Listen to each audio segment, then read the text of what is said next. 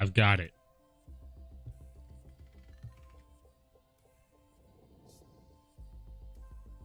We've got it.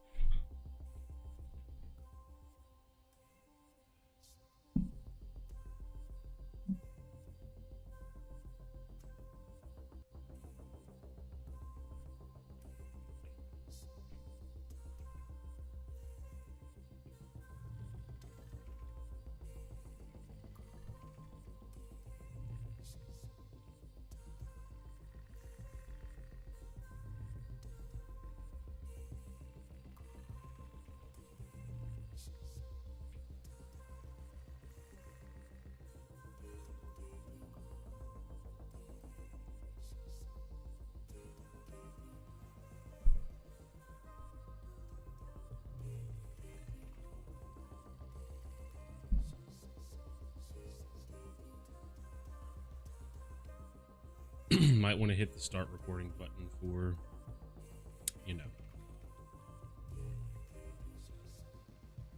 Just make sure all my stuff is. Wait, I didn't want to do that. Fuck.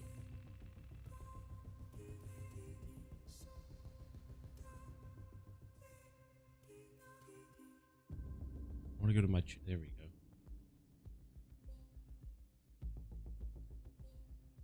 What? It's supposed to be under the same motherfucker. Everything going absolutely fucking shit sideways today, man. Oh my god.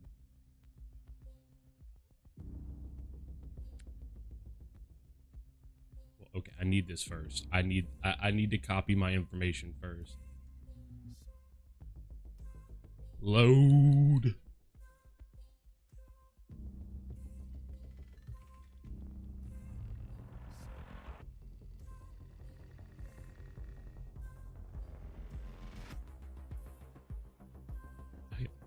I think after this, I'm going to be able to take a breath for a second.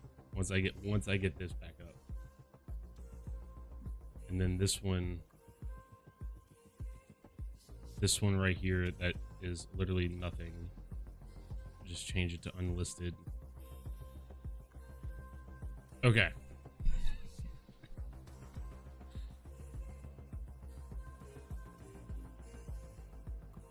Yeah, so me and Chris share the same worry for this, though. They scrapped Destiny for this game, obviously, because a bunch of Destiny 2 engineers and devs and artists and, you know, business people like myself, like they've all been moved over, and some of them were let go, unfortunately. But I'm worried about aim assist. You know, it's going to be cross-platform. Mainly worried about aim assist.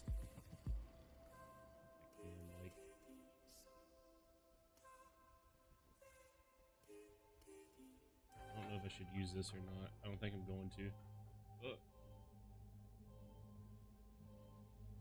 Anyway, but I'm worried about aim assist, and outside of that, I'm not entirely worried because it's not a game like Destiny where it's like single player, story driven, and there's like PvP and multiplayer, like, you know, nail gun to the side of it.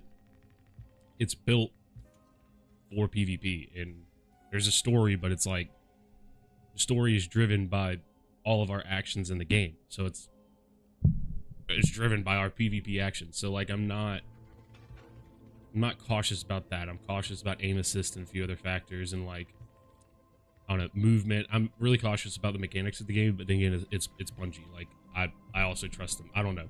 I think we're all just a little fucking trauma ridden from how devs have treated us over the past few years with FPS releases, or maybe over the past like 10 years.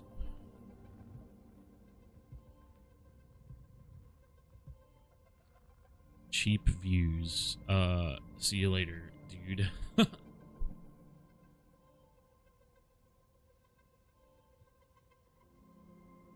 Yeah, we are definitely abused for sure.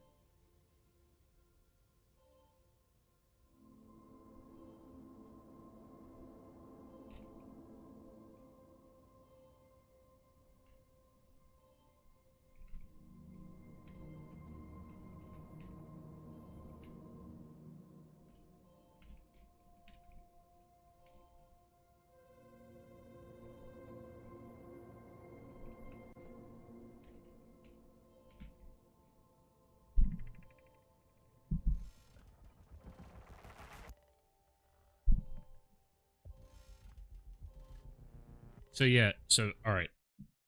For content purposes, I mean, let's go watch.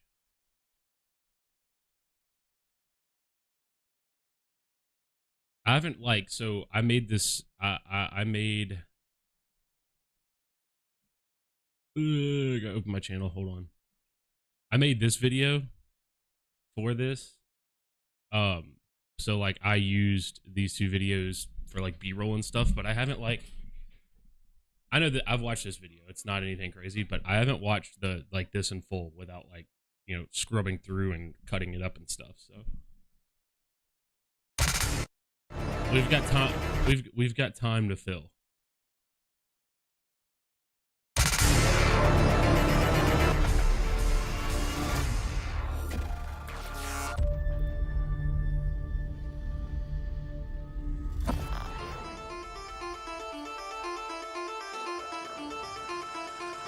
This thing right here gave me the biggest fucking like what sound like, you know, TikTok girly pop or whatever, but this thing gives me the ick. I know it's like a silkworm or whatever, and it's putting it over it's putting its silk over the wires, but disgusting, man.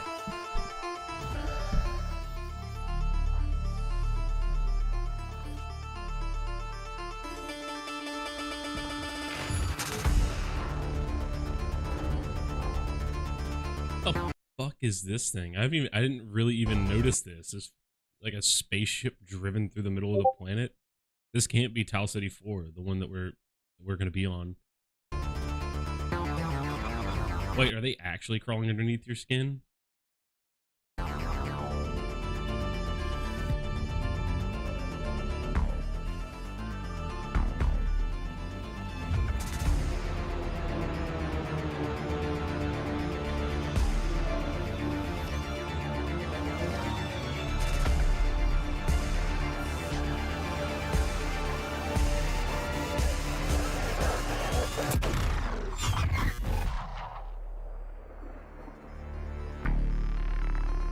See, I think this is one of the coolest parts of this whole trailer. Like, just looking at this though, my biggest concern, and I think it's like the biggest one of the biggest question marks for me. The biggest question mark for me is aim assist and how they're gonna combat and deal with that issue that we all know is there for like every single FPS that's cross-platform. But outside of that is the monetization of the fucking game. I swear to God, if I am this excited for this game and I get to play it, it comes out, and the first thing I am met is with a fucking algorithm, retention-driven fucking microtransaction store, I will put my fist clean through my fucking monitor.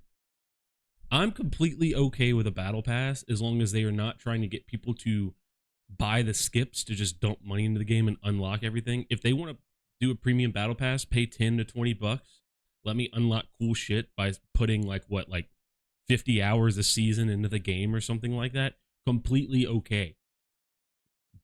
What I'm talking about is like the Call of Duty store. Like, AI created skins, attention driven. Like their whole purpose is to not keep you on they want to keep you on the game, but that's like their second priority. Their first priority is to make you fucking buy shit. And me as a grown man, I know not to buy shit, but where that becomes insanely predatory is the 10-year-old kids that are going to play this game and like become addicted to that, to you know, the dopamine from the microtransactions, stealing mom's credit card and stuff. I would know, man. I was gambling thousands of dollars in CS skins when I was in college.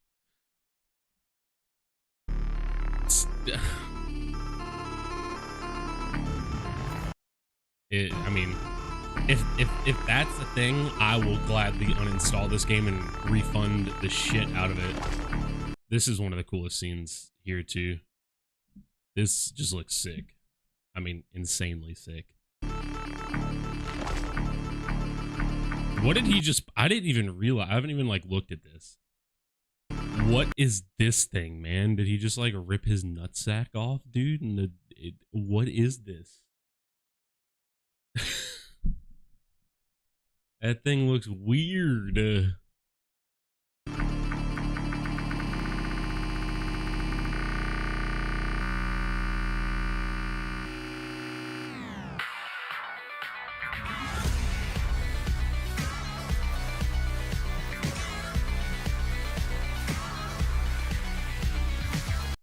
Yeah. Fucking beautiful, beautiful trailer. It looks like it looks like they're panning over the studios, but I don't know if this is like a live feed of them getting ready for the reveal or if this is like pre-recorded B-roll and stuff.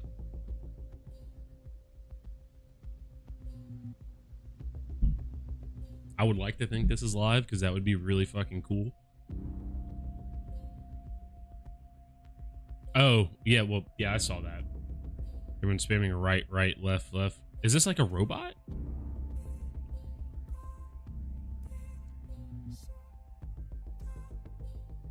Is this like a little robot? It is? Bro, that is fucking cool. That is insane.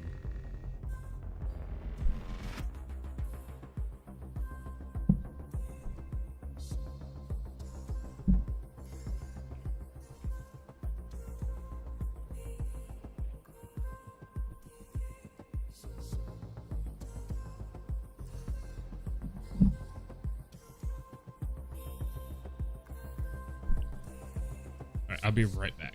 Right back. Don't go anywhere. You know.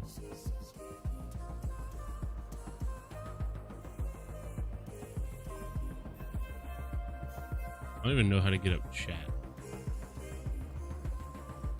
Yeah. No. No. What?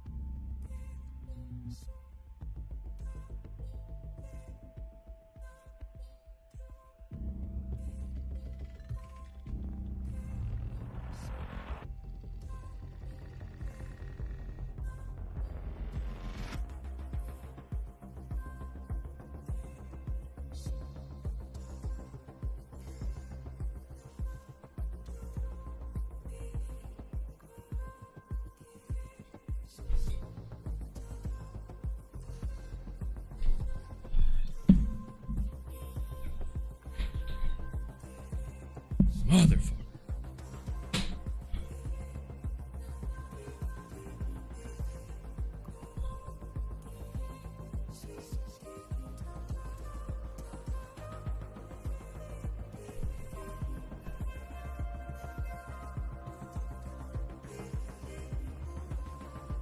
Oh my god.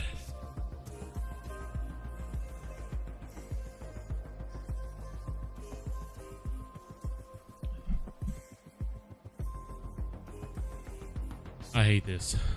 Not marathon stuff, this couch situation. This is fucking shit.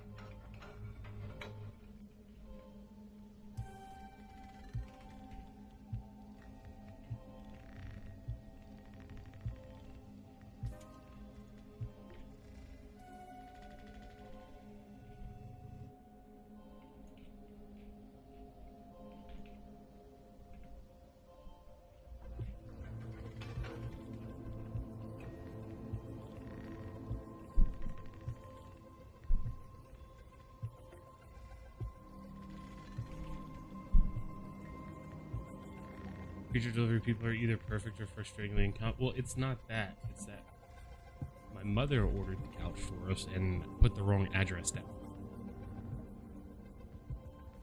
And the wrong address is 2 blocks down the street. And it comes in 6 boxes. They're like 50 pounds a piece. Trying to make sure no one steals it. Also trying to change the, see if I can change the address somewhere right now.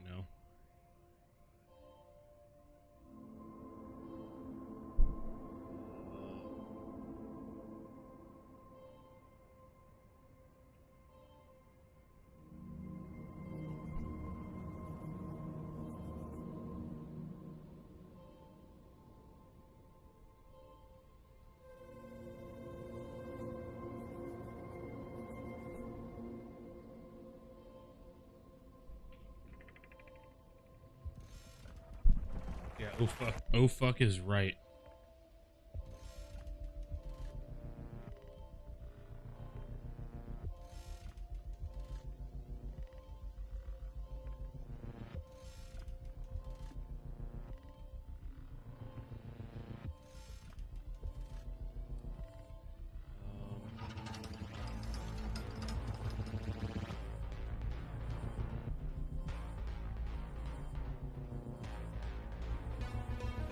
I'm gonna just try to see if FedEx has a customer support chat that I can.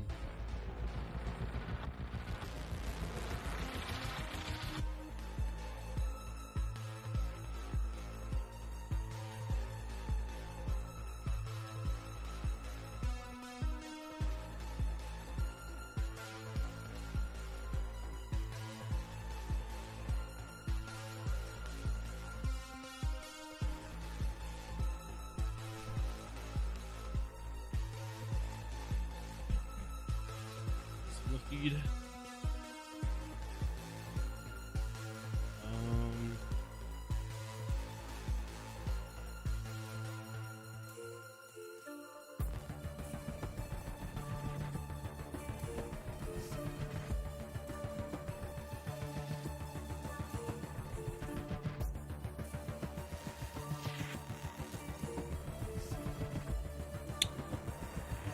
I don't think there's literally no way that I can change it.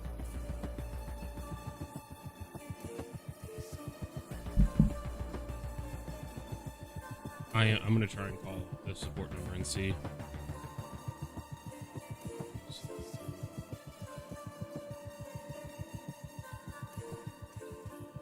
I will mute and be right back.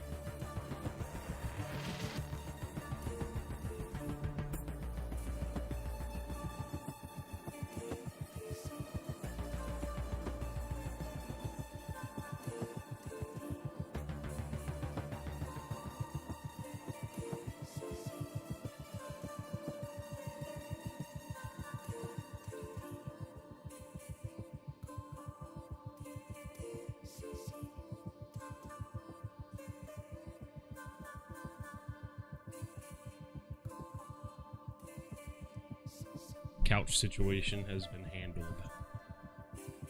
So I won't be running back and forth now.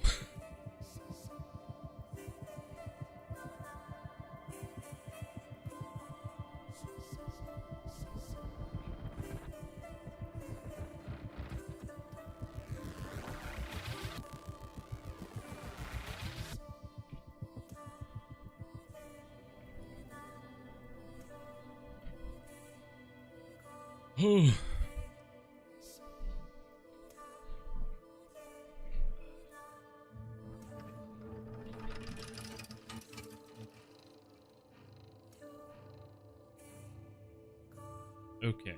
All right, there's a few things that I want to do as far as like making sure my shit is you know, all set up, so I'll do that real quick.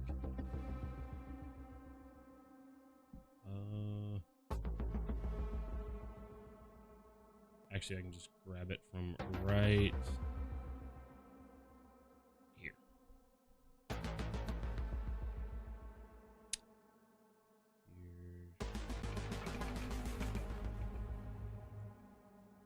Here we go. Okay, how do I get a YouTube chat open? Because I have Stream Elements set up for multi-streaming, but I've never had a YouTube chatter in my chat, and I don't know if the chat's gonna like show it. I'm just nervous. So I think I can go here and go to content, live, click it. Customization, no. Analytics, no. Copyright, no.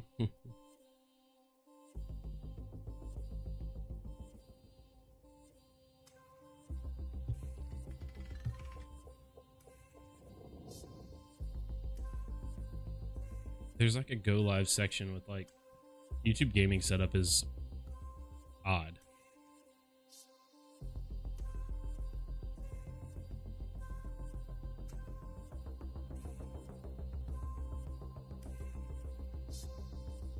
This is what I'm looking for.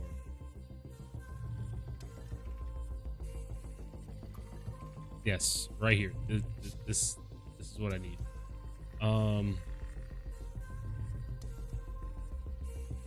Details.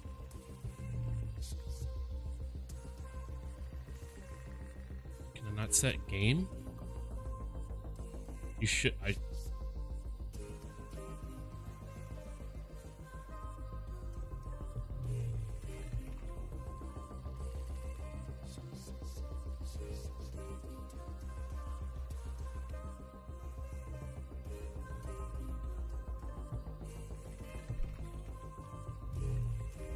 Yeah, well, yeah, I'm definitely gonna throw it as a tag, but I mean, yeah, streams do have tags. Okay, let me contact my agent ChatGPT about the tags.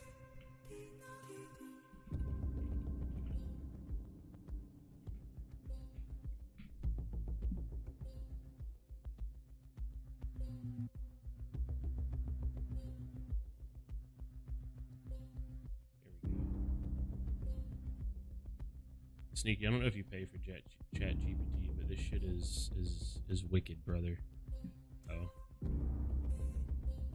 well, I want to use that actually. The finals is good. Escape from Tarkov. What is marathon? New Bungie game. We can take that off. Save. Okay. Oh, look, here we go. This is how we change it. We go to gaming. That's probably why I haven't seen any kind of views or any kind of analytics bump up. Let me make sure that this is the correct marathon category. You all. How is marathon not at the top right now?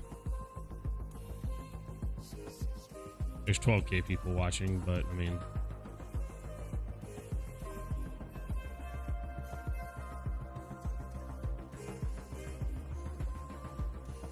Okay. I am going to adjust my thumbnail a little bit, just a tad, but I will do it on the, oh fuck. I don't know. I don't know where I should do this. Marathon.exe. There we go.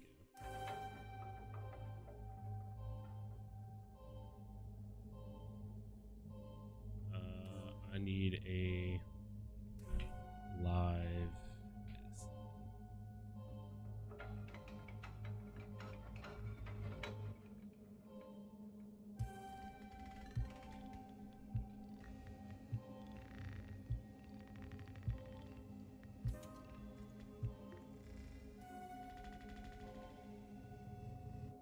This works right here. Download, save. I'm gonna remove the background real quick.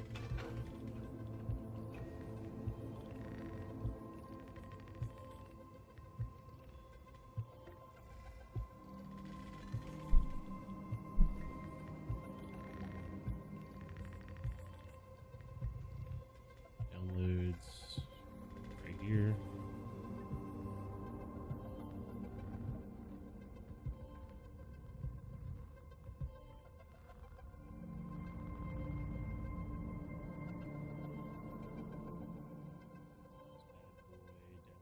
Corner.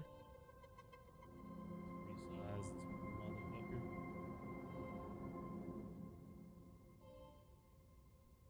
Let's give it an alpha to selection. Let's row.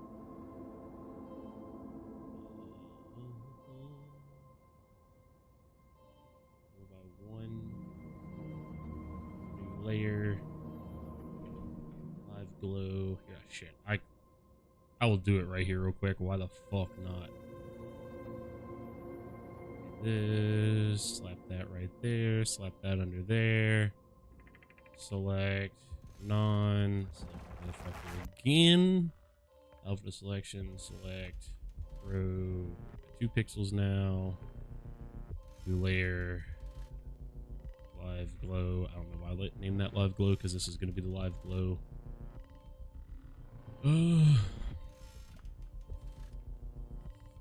That here, that there, filters, blur, Gaussian blur. What the fuck? Why is it not doing it?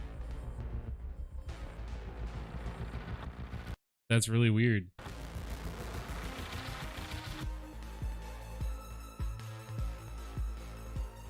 Why didn't it? It's supposed to add a glowy thing to it. Like it's supposed to make it look like it. There it goes. There we go. That's what we need right there.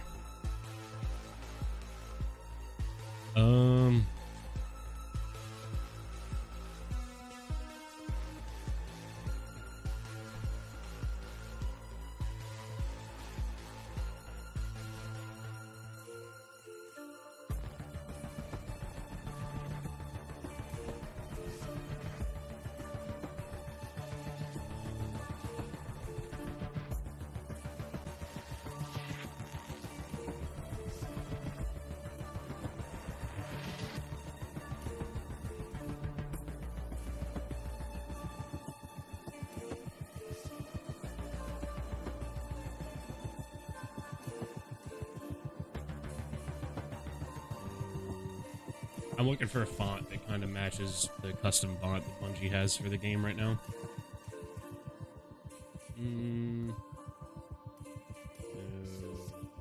Orbitron, maybe. That's pretty close.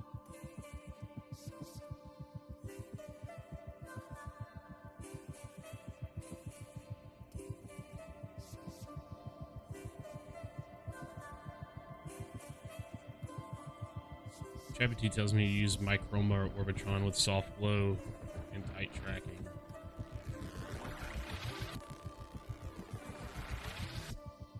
I think I'm gonna go Orbitron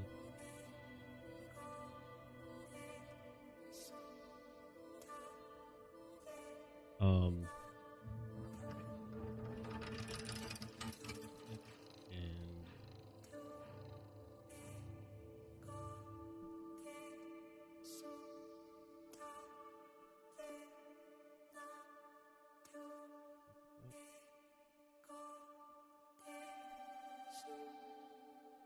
why did it not extract it?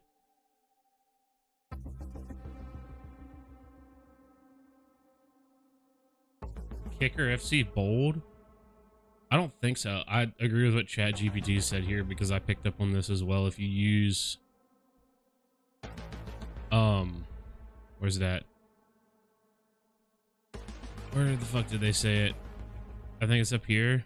Yeah, the new Marathon game by Bungie uses a custom typeface that closely resembles futuristic. Where the hell? Here it is. The custom font using logo. The A and O in Marathon are stylized with negative space. So, hinting at custom vector or a modified display font. Kicker FC bold though.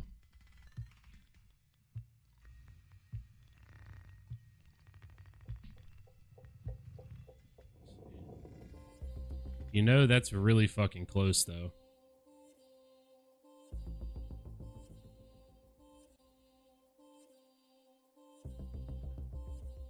I I hate that there's not a letter that that's the same between these two right here.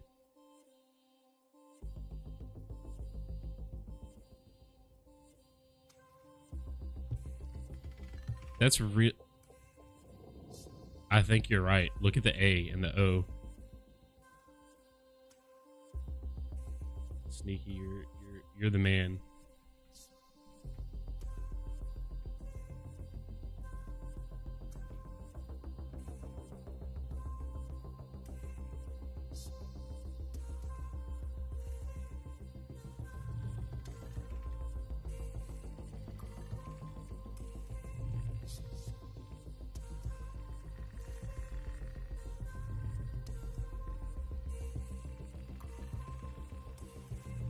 Oh, you gotta buy it though, man.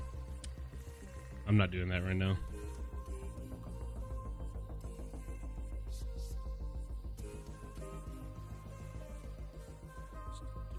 $22 font, $22 CAD. So like, what's 22 CAD to USD right now? I'm sure it's significantly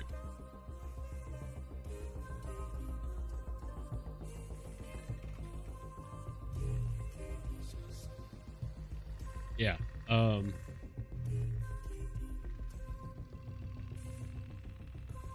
It has significantly increased. There's got to be a free version somewhere, or if you find it, I'll literally kiss you. Live online.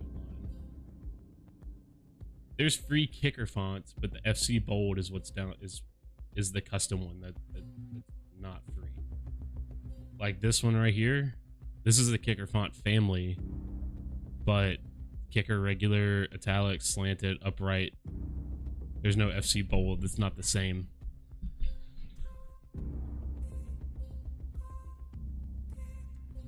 This one says purchase and download, so I highly doubt.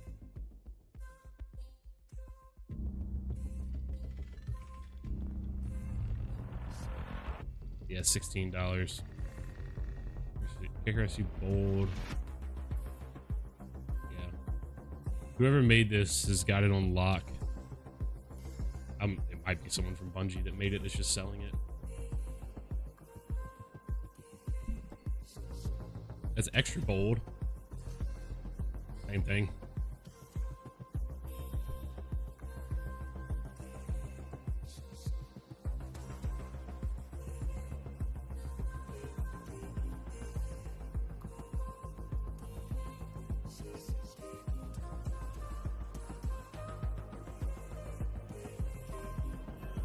Just kicker bold, not FC. I don't know. We're gonna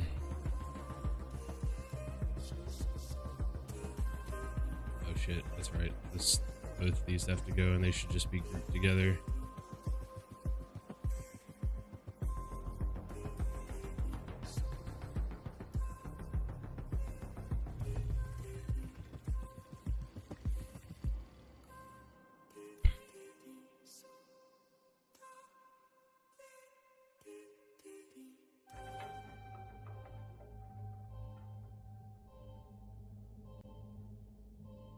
just gonna do like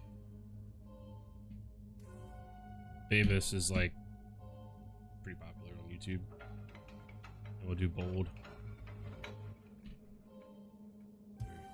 Do white. No, it's made by Archetype. They're nice. Oh, okay. Why is dude GIMP is so annoying, but I'm not giving Adobe my money. Fucking overcharge for all their shit. What? Piss me off, man.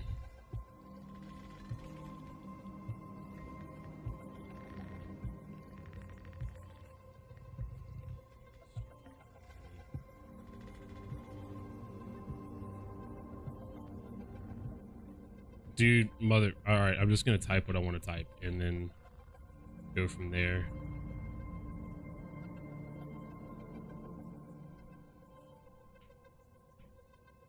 Oh, did you find it? Yo, you found it? Hold on, let me save because I'm gonna have to restart this motherfucker. Where did you find this at, dude?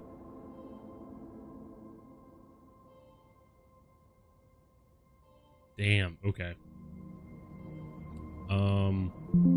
Let's just go back and extract this file to my D drive so it's a little bit easier. Okay. The trick to pirating shit when you can't find it on Google is to use Yandex and translate it from Russian. You're ridiculous. Alright, here we go. Working my way down the list. There's so many of them though. There's like fucking 10 million. I'm just gonna delete. There's like 10 million of these things in here. Like, I'll show you. Bro, this font's sick. But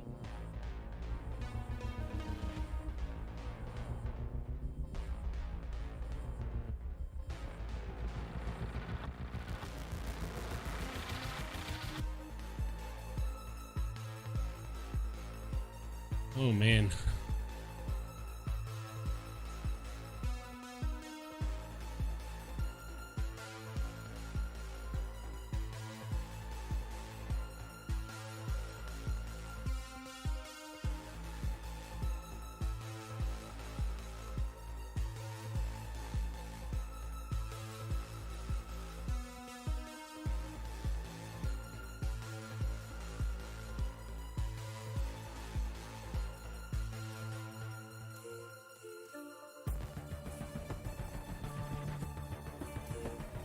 Okay. Thanks to Sneaky, we now have the marathon font so we can be extra fucking cool and stand out. Alright. Let's see what this bad boy looks like. Kicker FC. Which one was it? Is it just Kicker Bold? I can't remember. I thought it was going to be called Kicker FC Bold whenever I opened it.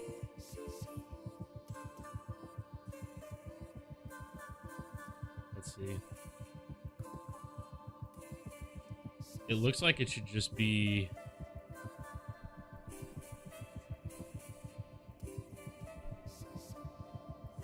maybe Kicker Bold Condensed? Yeah. Turn it up to 120. I think it's a white for now. And then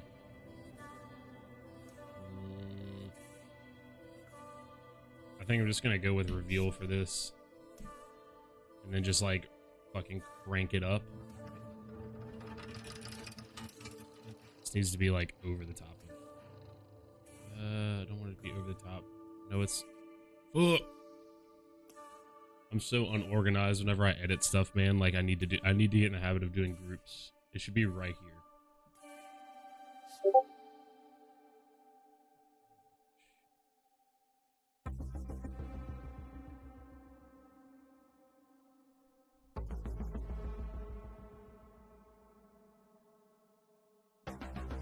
I can make some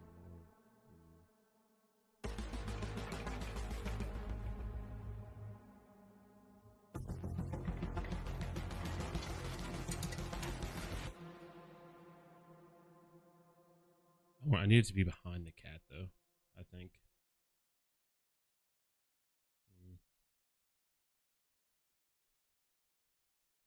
You.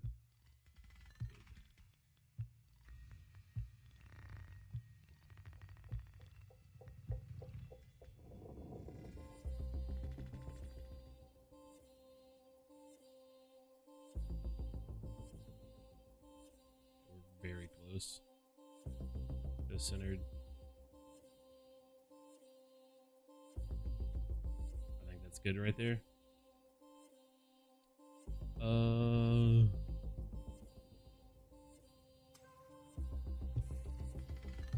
then here. Wait, no. Behind the cat. That's what I wanted.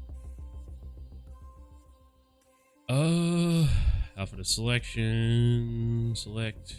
Grow. Let's grow by one. New.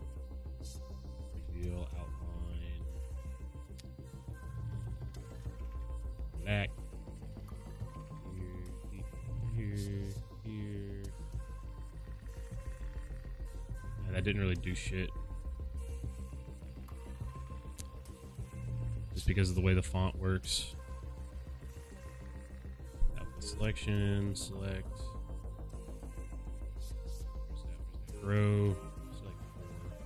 There we go. That's gonna look way better.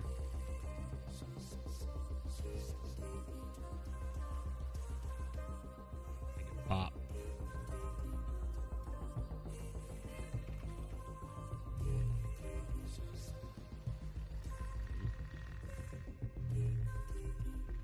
Can I group? Okay.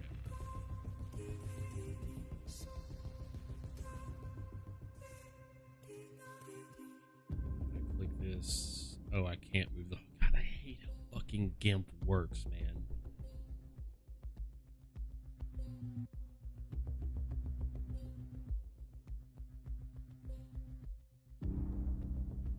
Okay. All right.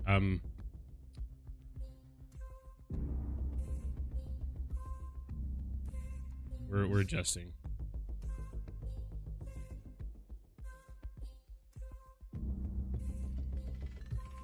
I'm just going with the gameplay.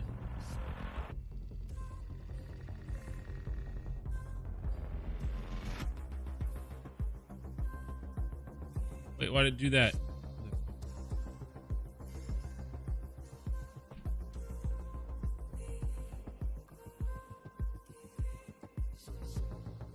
Oh, it's probably because of this, right?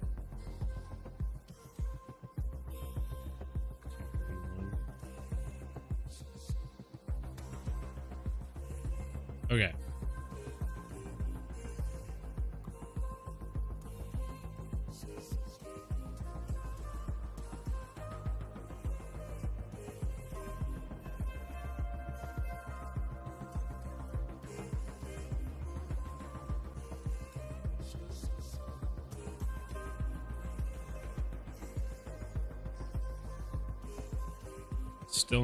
Still this dude's fucking badass head is in the way, but I think people will understand. All right, this is it. Then I'm going back to the feed. Row, I did about 4 last time. That bitch in black. Here.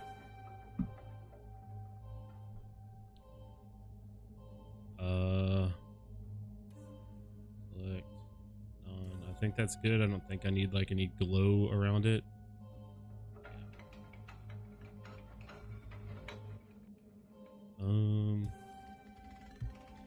Save as. Wait, no, export as. Duplicate the text layer and do outline only and throw it over top. Yeah. Wait, delete layer. duplicate. I don't know how to do outline only on GIMP. I guess I could just ask ChatGPT. I mean, a quick Google search would probably fucking tell me to. How to make text outline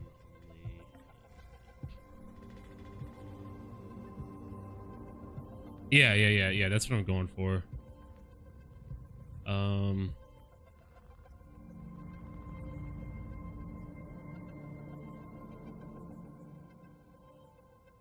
This is like how to outline text in GIMP. I just want to know how to do, like, just make it the outline only.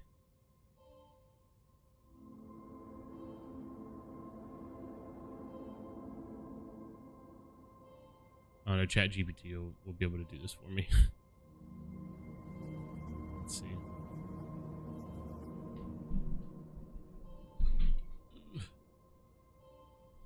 Figuring out long text in GIMP you need is how to make outline text for your text. Choose your desired font, size it up, yep, convert to path, right click the text layer and layers panel, select path from text. Okay.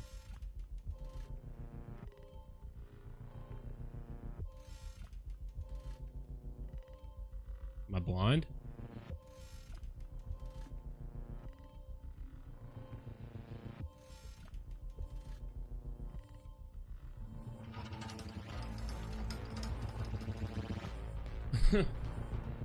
Am I blind? Alright, see you in a second. New layer, duplicate layer, layer boundary size. Wait. I think this is alpha to selection. Yeah. Hide the original text layer. Okay. Oh. Now go to select.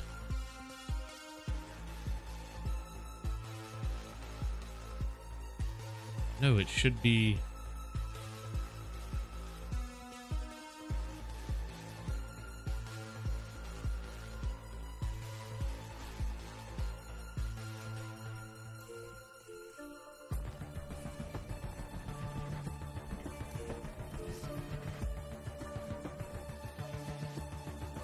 There's a keybind for this shit.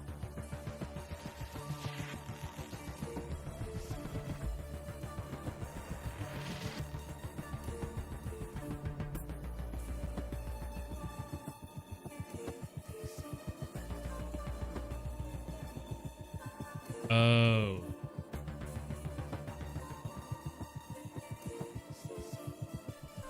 Edit.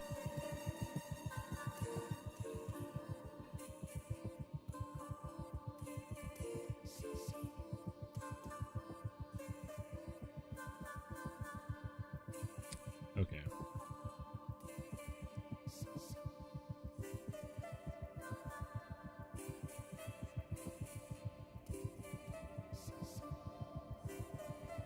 Oh, I need to restart. That's why. Okay.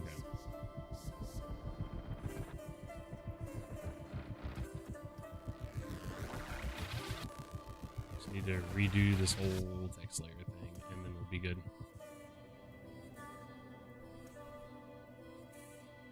Hold.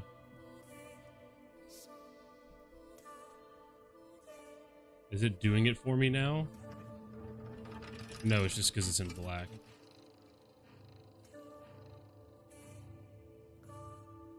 No, that's... There we go.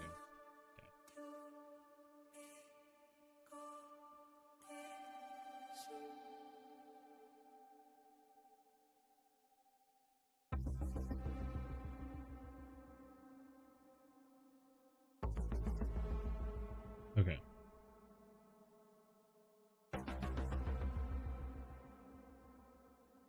Text to path. Okay, there we go. Path from text.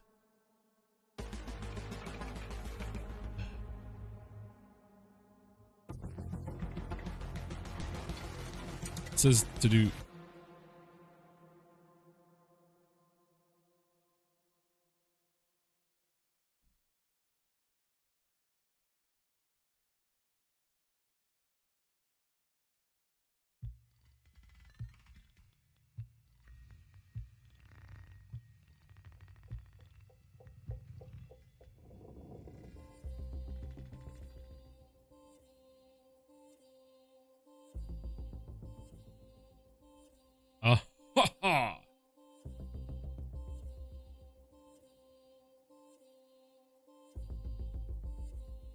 Edit, stroke selection.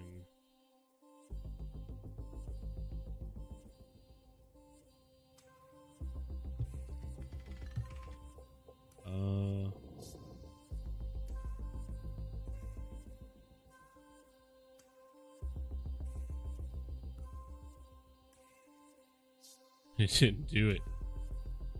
Edit.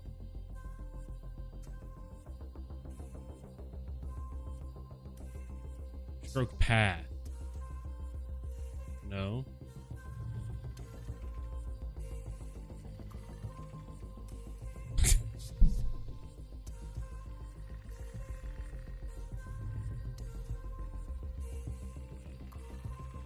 Stroke selection. Choose.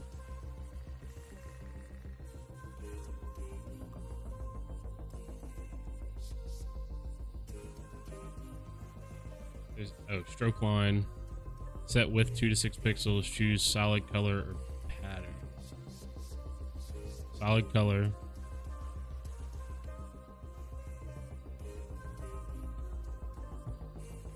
It stroke.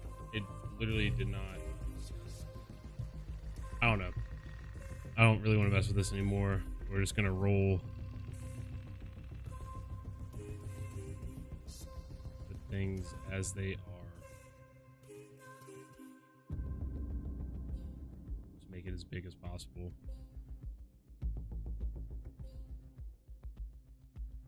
And then alpha selection real quick. Select row 4. New here. This black, this low. Select on. Yeah. And then export as on live PNG export done. Let's see as is for now. Close. All right, let's go back to studio.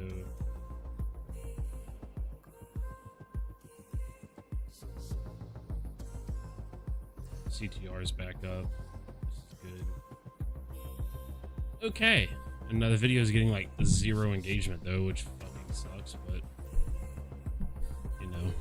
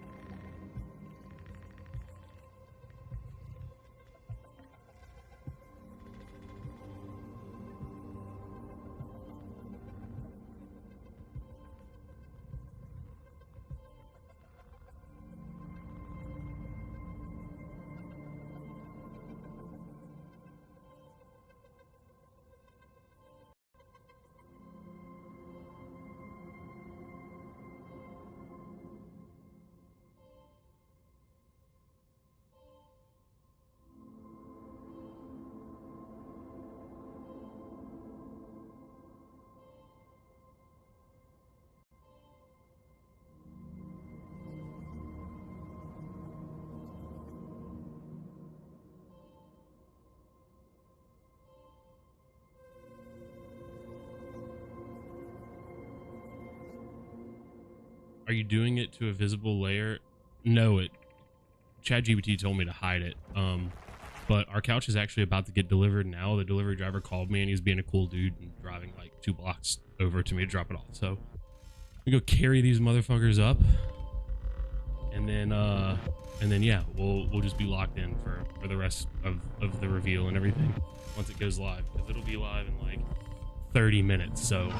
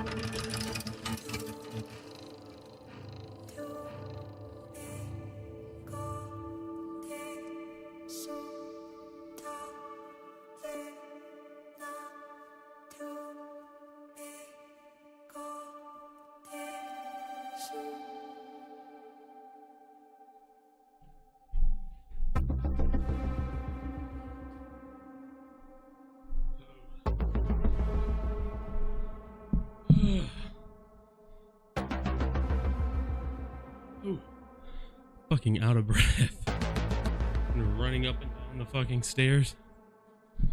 I see the delivery driver down there, but he's doing his other deliveries right now, so he will buzz our apartment whenever he gets here. Hopefully he doesn't get here in 22 minutes.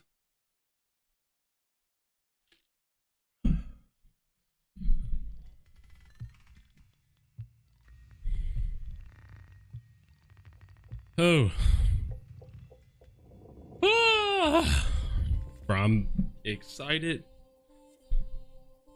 as fuck. Stream is warming up.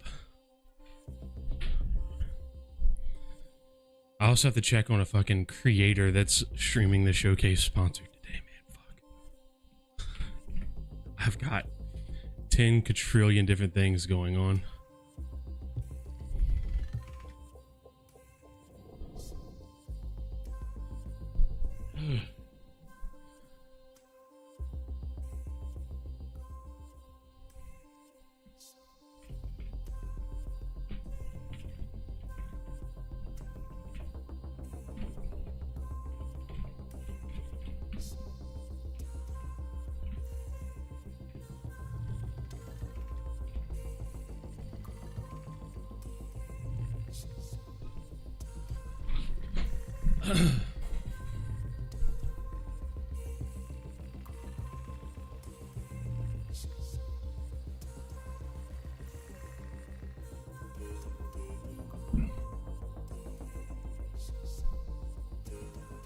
Who the fuck is this dude, man?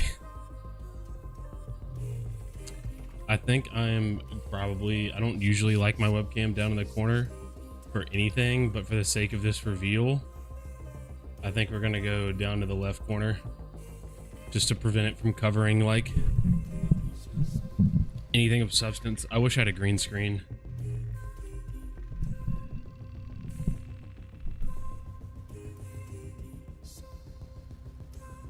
I wish I worked for a studio. I guarantee you this is like the most this has to be the craziest feeling and like the most fun ever right here. Been working on a game for like 7 years and you're getting to show it to everyone.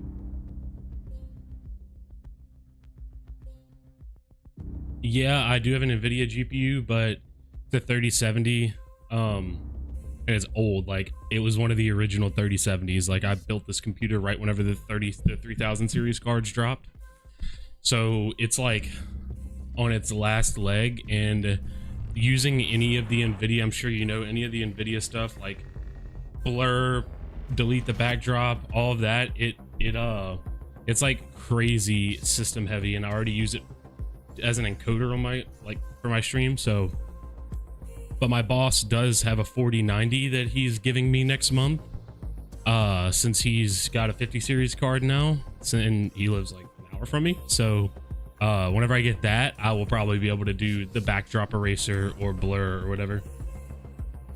And I'll have the AV1 encoder as well, so like FPS games with like more foliage and like Counter-Strike, where I'm like flicking all over the screen and stuff, will be much more like crystal clear. Yeah, huge come up. For sure, for sure, for sure.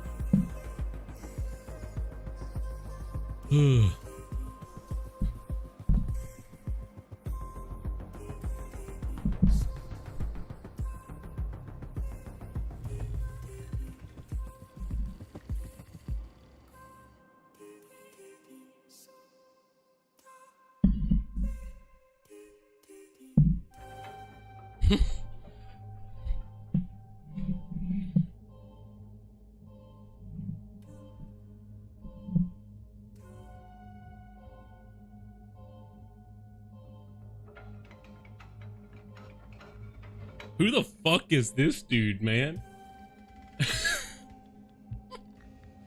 Who is this guy? And what does he have on? Is that a raincoat? They are in Seattle, right? So that would like kind of check out. Ooh, what is all this back here? Oh, dude, this is so fucking cool. Oh my god.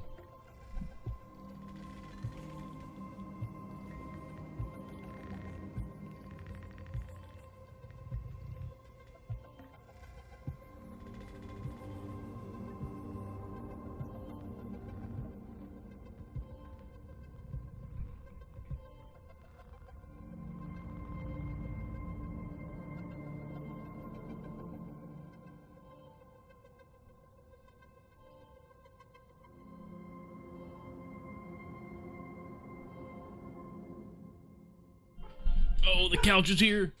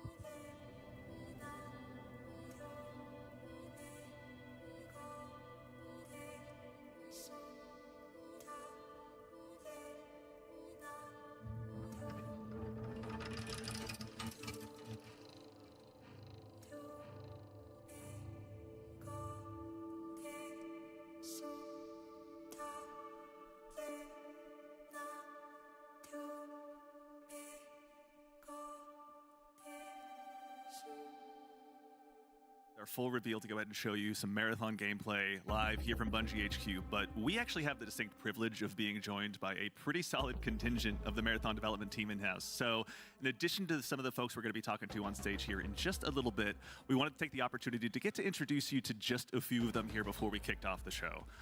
Now, first things first, someone who's been here at Bungie for a little bit and someone who has also agreed we're going to do it on film and make sure that everyone knows that you've agreed to take me on a run at some point. But Kevin Yanis, Senior Design Lead here at Bungie. How's it going?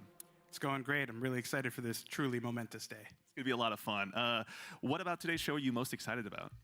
Yeah, honestly, I'm really excited for the team, or for everyone to see the team's work on the runners. We've been developing these gameplay fantasies and visual for a long time. I know the community's reacted really positively to some of the previews we've given. And, you know, Bungie games have this immaculate touch and feel, this great gunplay. And with Marathon, we're adding tech shooter elements to it to really increase that depth and mastery that people expect from our games. So I'm excited to see how everyone reacts to that. Now, we're going to get to see a lot of that soon, but we're also going to get to see, you mentioned you get to work on the runners. Can you tell us just a little bit, without spoiling what's on the show, what we're going to see today? Yeah, sure. With these runners, you're going to see they're pretty archetypical, so you're going to see different but clear and distinct fantasies and gameplay identities and roles, and hopefully people walk away from this understanding how their team compositions are going to look like and what their friends are going to play. Outstanding. Kevin, well, thank you for being here today, man. We appreciate it. As we go right on down the line, we're also joined by Senior Engineering Lead here at Bungie, Mr. Sean Chan. Sean, how's it going, man? Hi, I'm great. Yeah, it's really good. How are you? Doing great. Thank you for asking. That's so nice of you. For folks out there that may not know what it is a Senior Engineering Lead does, what do you do here at Bungie? Yeah, I make sure everything works. So, like, if something doesn't work, Kevin comes and calls me, right? This doesn't work, come call me. Everything's like, call Sean if it doesn't work, dude. You know? I mean, Just it's a in huge time. undertaking, What the obviously, fuck? if you're working in video games. It's such an intersection between art and science. Anything particular today that you're really excited for people to see? We have a lot of cool tech that people haven't seen yet, like stuff that can happen in this game that we just haven't seen before. Right, so this will be the first time they see it. I'm really nervous, and I hope everything works well. Being nervous means you're both excited but want it to go well, so that's a good thing. Absolutely. Well, Sean, thank you for being here today, man, too. We really appreciate it. And of course, as we go on down the line, we're also joined by Marathon's narrative director, Julia Narden. Julia, how you doing? Really excited, Andy. Today, we're obviously going to get a lot to show, or get to show off Brother, a lot rather today. I just a little carried. Bit, but what are you most excited for people to see? Oh man. So as you know, Look, we've been treating this. I just carried as, four the reimagining 50-plus of pound and a boxes up successor 2 to the flights of original stairs. trilogy, which There's means still we've 2 more taken heavier that ones down there, but textured world that's for building after from the this. original games and using it as sort of a sacred foundation that we fuel- want to continue building on. And fuel up. Finally, we get to share some of that with our Finally, to see Very this exciting. fucking So, video as someone game. who grew up playing the original trilogy with his dad, it's been so much fun getting to talk story with you. Can't wait for everyone to get to see. Anything in particular, anything else that you're excited for people to get to dig into as they learn more about Marathon? We've unleashed a little bit with the ARG and everything, but any thoughts so far? If I said it, I'd get in trouble. So I think I want to keep it a surprise. Fair question. All right, well, we got a big show coming up. Thank you, Julia, for being here. Thank you all, too, for taking the time to join us today. We appreciate it a ton. All right, we are in final prep now, everyone. So we'll be back in just a little bit on the other side with some Marathon gameplay. Don't go away.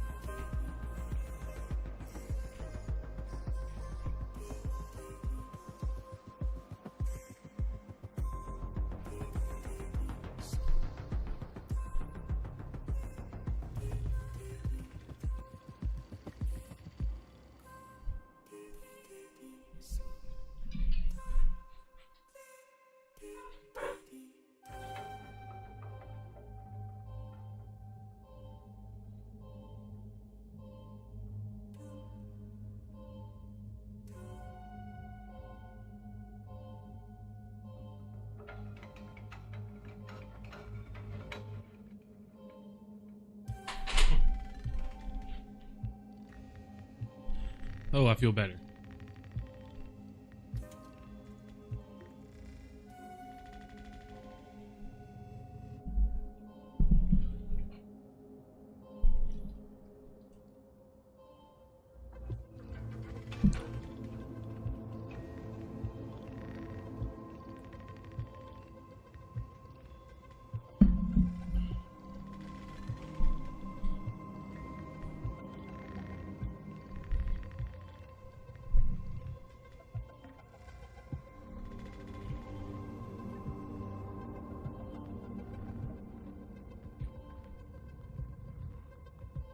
Do you know what's really fun? Making a website So only. well. We are looking at how to pronounce these names, as well as how to say more interesting names from tenors that too many mispronounce. Alias, alias.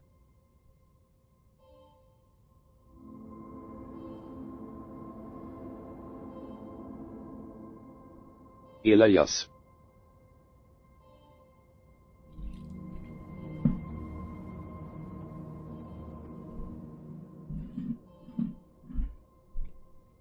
Marathon Alpha. How is it? That's what I couldn't remember. Yep. What does my title need to be? What's a good reaction title?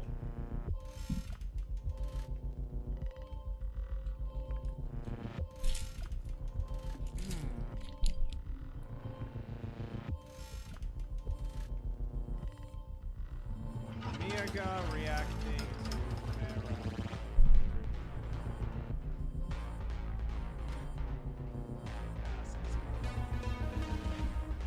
that sounds about right. Okay, we're good. Original content. Okay, timer's paused. Wait, 2:11. Oh, I didn't pause it. Okay, but that's fine though. Holy drops! Being the hero, there is no higher calling. Serving people in the streets. I gotta turn my drops on. Fuck. That's just a fairy tale. There's no use fighting. Trust me. Look what you unleashed. Avengers are gone. No one's coming to save the day. I think we are. Us? We could be the people that are coming. Marvel Studios Thunderbolts. Get tickets now.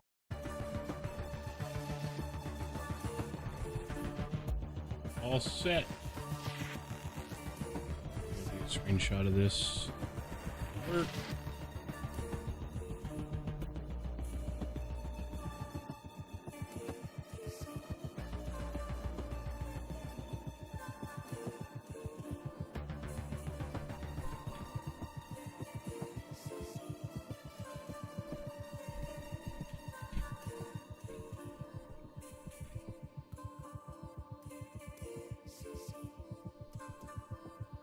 Good to fucking roll, brother.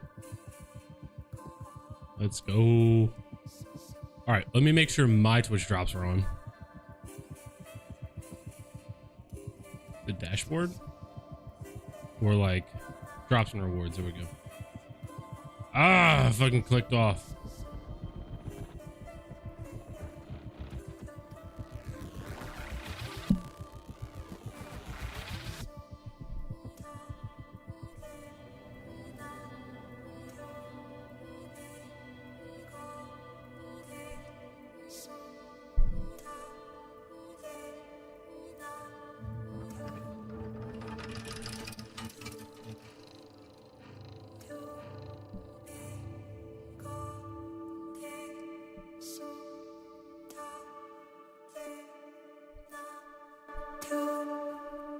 Here we go, bro.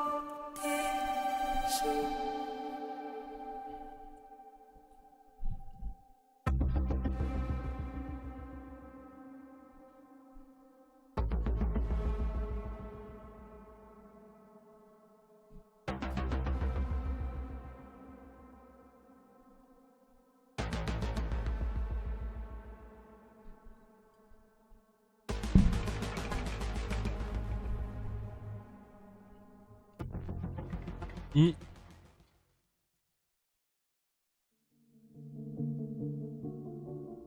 following can flashing light. Okay, yeah, whatever. We know this.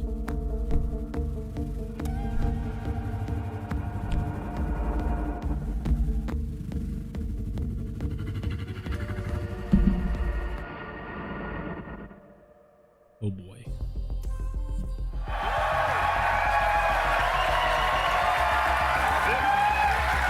All right, everyone, hello Hello and welcome back to Bungie HQ here in beautiful Washington, where we're coming to you live with the opportunity to share a little bit of marathon gameplay with you for the very first time. My name's Andy. I work on the social media team here, and we've got an awesome show lined up for you with a little surprise at the end that you're going to want to stick around to. So make sure to go ahead and not tune out early. But no need to worry. You're not going to have to sit here and listen to me. I'm joined by some of my teammates here at Bungie to walk us through some of what we're going to be seeing today. So no time like the present. Let's get into the show. First things first, this gentleman here to my right, to your left, is Marathon's game director, Mr. Joe Ziegler. Joe, how you doing? I'm doing great, thank you very much. Super excited to finally show something about our game, you know? We've been a little bit silent for a while, but we're hoping you'll have a lot of fun today. Yeah, we'll have another video in addition to one of just you in your office hanging out. Exactly, so I won't be talking for like 20 minutes straight this time, I promise, So for anyone out there that may not know you or what you do here, can you tell us just a little bit about yourself? I work with a lot of crank the volume up people, some of the people on the stage, a lot of people who are sort of in the audience here today. My goal is ultimately to take sort of all the ideas that we have, bring them together into a singular experience, and help to deliver that experience as a single thread. So, just love that. Thank you very much for being here today, man. Thank you. Yeah, absolutely. Thank you. As we go on down the line, we're also joined by a man who's been instrumental in bringing the worlds of both games and film to life, our franchise art director, Mr. Joe Cross. Joe, how's it going? I don't know much about their lead team. I feel like my voice. Joe, this is for drowning out my anyone, voice, obviously, but you've got some fans here, but for anyone out there in the audience at home that may not know you or doesn't get a chance, I don't know much about their lead team, but I do know Joe Cross. Yeah, and I do know he Joe does Cross, like I'm, amazing franchise work. Art So director of Marathon, and my job is to sort of set the tone and the vision, the visual style of this, reimagine this IP and this amazing game, and then make sure that our world-class art team is set up for success. Paving the way a bit.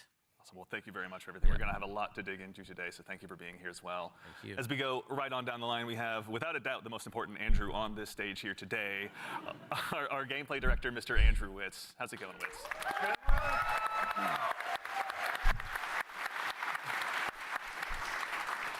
Witz, for anyone out there that may be just meeting you for the first time, can you tell us just a little bit about yourself? Yeah, Andrew Witz, I'm the gameplay director. What basically means is I had to work with a bunch of awesome people to set up what the survival sandbox of Marathon is going to be. So that's runners, weapons and equipment, and the combatants, the UESC. They're going to be hunting players on Tau Ceti. So yeah, what up to the gameplay team? Thank you all for all your work. And of course, last but exceptionally not least, someone who you've probably seen in Bungie Vidocs in the past, and someone who's been able to help guide design here at Bungie since Halo 3. The one, the only Mr. Senior Design Lead here, rather, the one, the only Mr. Lars Bakken.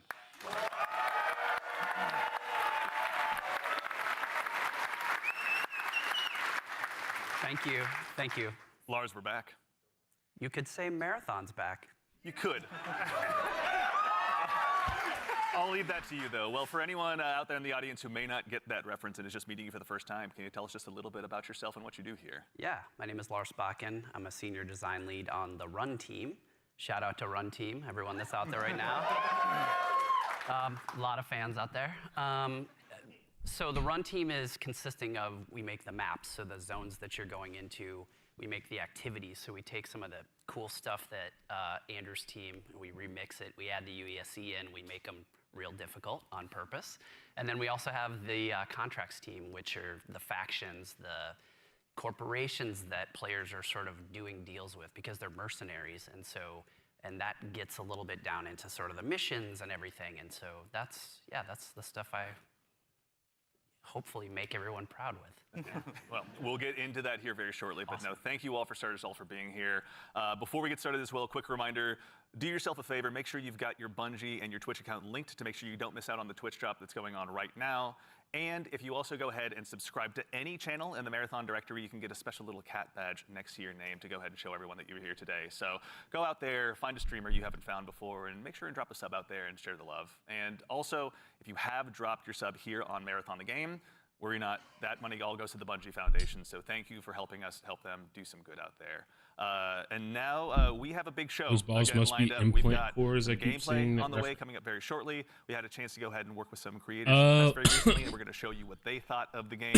And of course, again, I'll repeat myself. The implant core, like really great for you at the end the of the show, runner's so make sure like to stick around. heart, or is it just like a again, Piece of purpose tech. today is to show off some gameplay.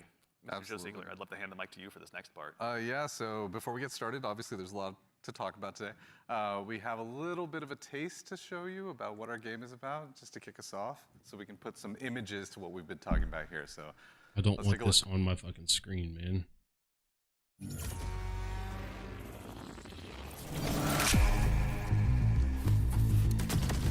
Oh my god.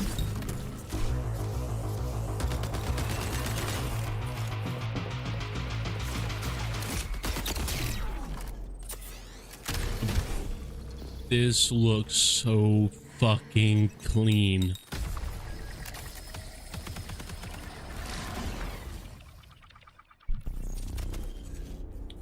So there is invisibility. Just please no wall hacks, man. Oh. The end of all things. So you can pick teammates up. But the dream is not over. My dream. Yours. Now. Run.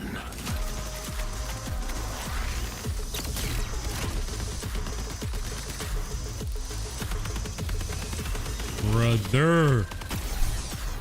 I just keep freaking out over the art style, man.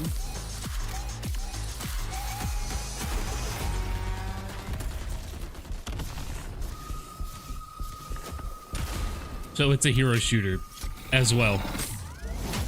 Clearly, with the runners. There's clearly different abilities. Each one plays like a certain role.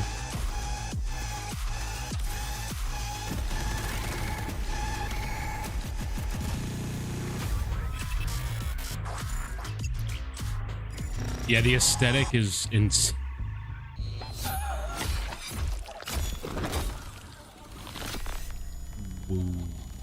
September 23rd.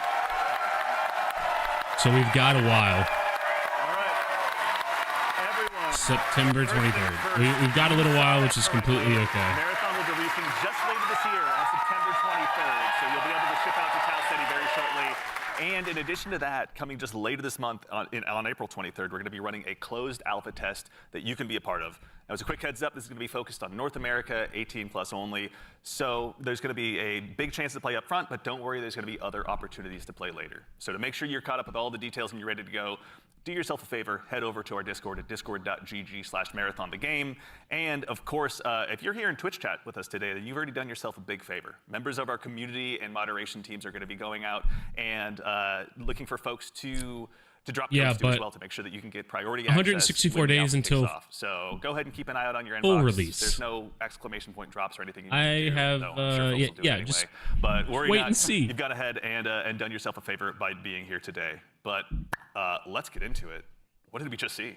A lot of death, you know, is first what we all saw. But honestly, you saw a first glimpse of some of what's going on in Marathon, you know, our extraction shooter that we're creating over here. And it's got a little bit of everything. It's got some runners in there. It's got some weapons in there.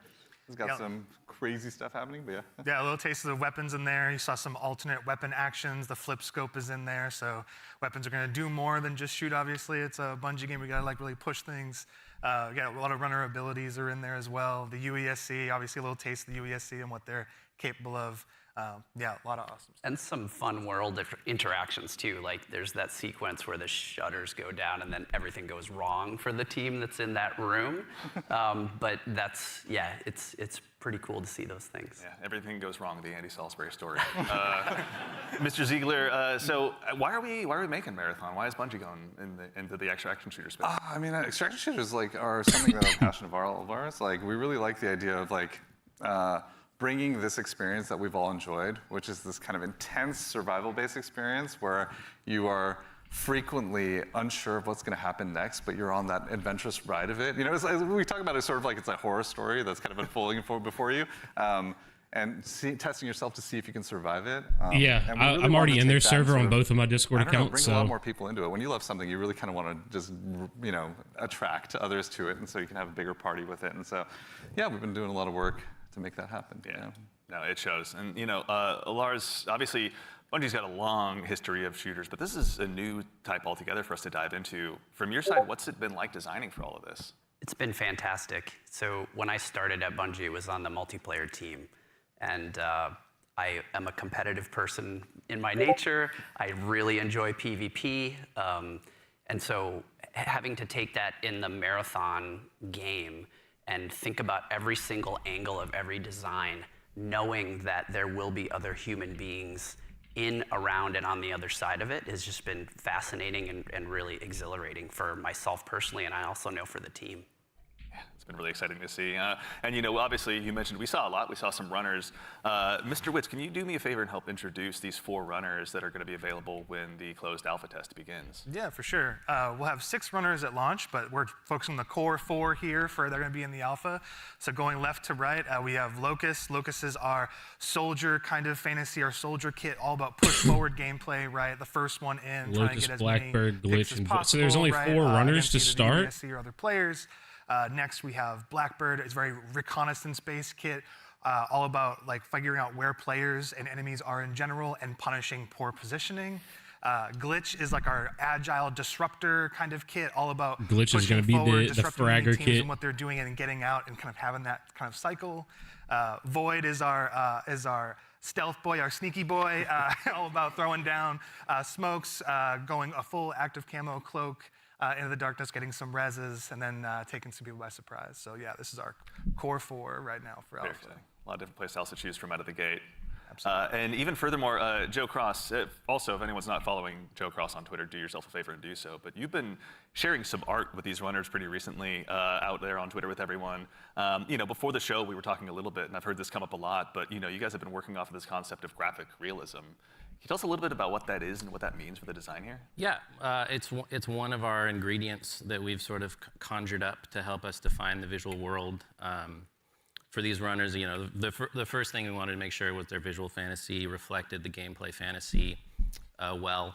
And then we sort of have our you know, unique recipe of influences. Yeah, I guess you're going to play Void for Sneaky. the reimagining of this world. And one of those sort of constraints we've created is this idea of graphic realism, where we kind of reduce the amount of geometry, we limit our materials, we use a lot of graphic design and color, and we sort of use it as a tool to onboard artists who are working on the project. And then it doesn't hurt to have a world-class concept team cranking this stuff out. That's sort of the origin of a lot of these designs. And you know, obviously, the world of Marathon has so much legacy to it as well. You know, as a kid who grew up playing it, I know it well myself. But like, what's it been like stepping into this world? It's amazing. Yeah, for art geeks out there, the sort of the father of the Marathon visual world in a lot of ways is this guy Craig Mullen. I know this is So the you see original art right represented here. on the left. Started out as a fan. Then got incorporated into the IP officially by Bungie, and so his legacy looms super large. And we've always tried to, you know, pay attention, pay homage, make sure we were doing justice. And you can see here in the center, this is kind of a proto runner we developed early in the process to make sure that, you know, our sort of approach to graphic realism and style lined up and sort of represented that. And then on the right here, sort of an evolution into one of our actual runners here, Blackbird. With a similar fantasy and composition. So I think it's working out well, and I think we're doing something new, but also sort of looking back. It's like a 3-panel study on how to hold the spine, right? Is what you're looking at. Right, Yeah, that's really awesome. Yeah. Is this so I don't know. It could be. Okay. Yeah. The implant cores you're just talking about is basically their if anyone out there in spines. Twitch chat as well has any That's what it questions, go ahead and drop them in. We're going to try and answer as many as we can. We're going to be showing again a lot of stuff today, so if you've got anything that comes to mind, please feel free to throw it in there. Folks on the community team are going to be keeping an eye out. But you know, we've obviously got a chance to go ahead and dive a little deeper. We've done some telling. Let's go ahead and do some more showing by taking a bit of a deeper dive into some more Marathon gameplay. Yeah, let's do it. Oh boy, here we go.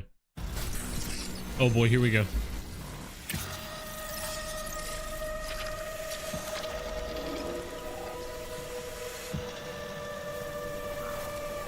Here we go.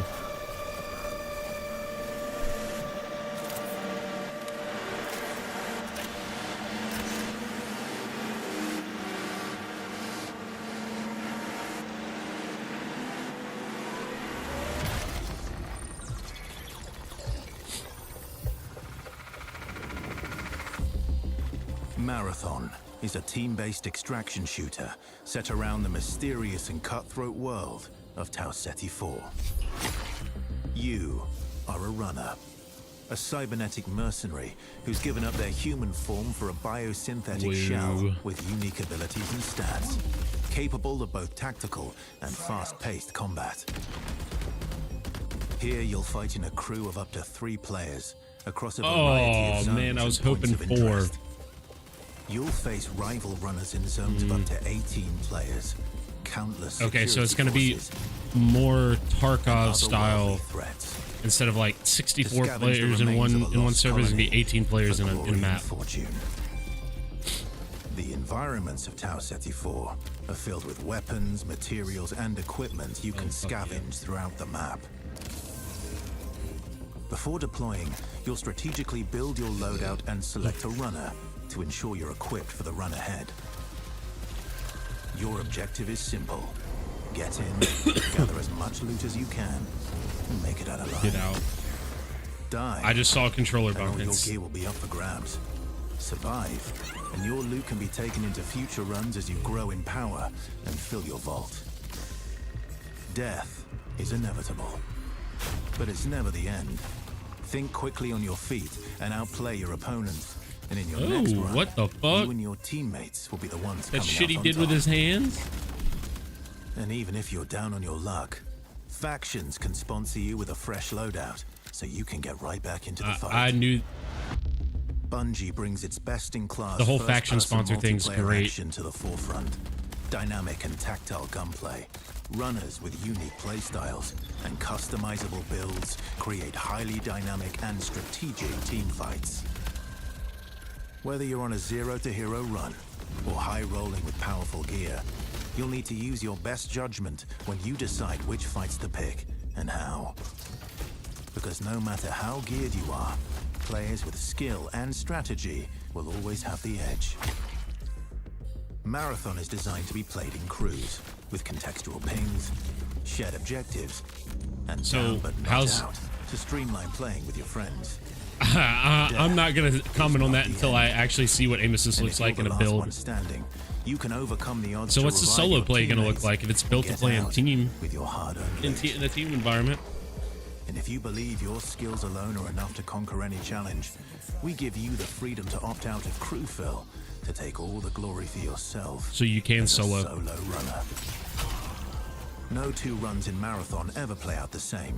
With dynamic events, variable weather, and unpredictable players, you'll have to adapt on the fly if you want to survive.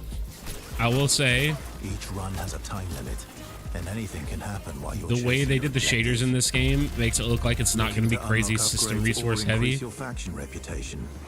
Slip into the Faction shadows, reputation. avoid, We all know go that's part past of your enemies. extraction shooters. Search the map for rare materials and profit opportunities without being discovered. Want to push enemy teams and steal their loot? Bring in Glitch with agility implants and your strongest weapons to disrupt rival crews. Yeah, I'm going to be playing Want to Glitch support day your one. friends? Grab extra equipment, shield charges, and a specialized backpack to be the lifeline they need. You're always free to experiment with team compositions, and the only limit to how you want to play your runner is your loot and imagination. Endgame challenges, ranked play, discovering Ranked play. secrets, seasonal storytelling, community events, and more all await you in Season 1, where you and your friends will start to unravel the mysteries of Tau Ceti IV. Remember, you're only ever one run away from your next big score.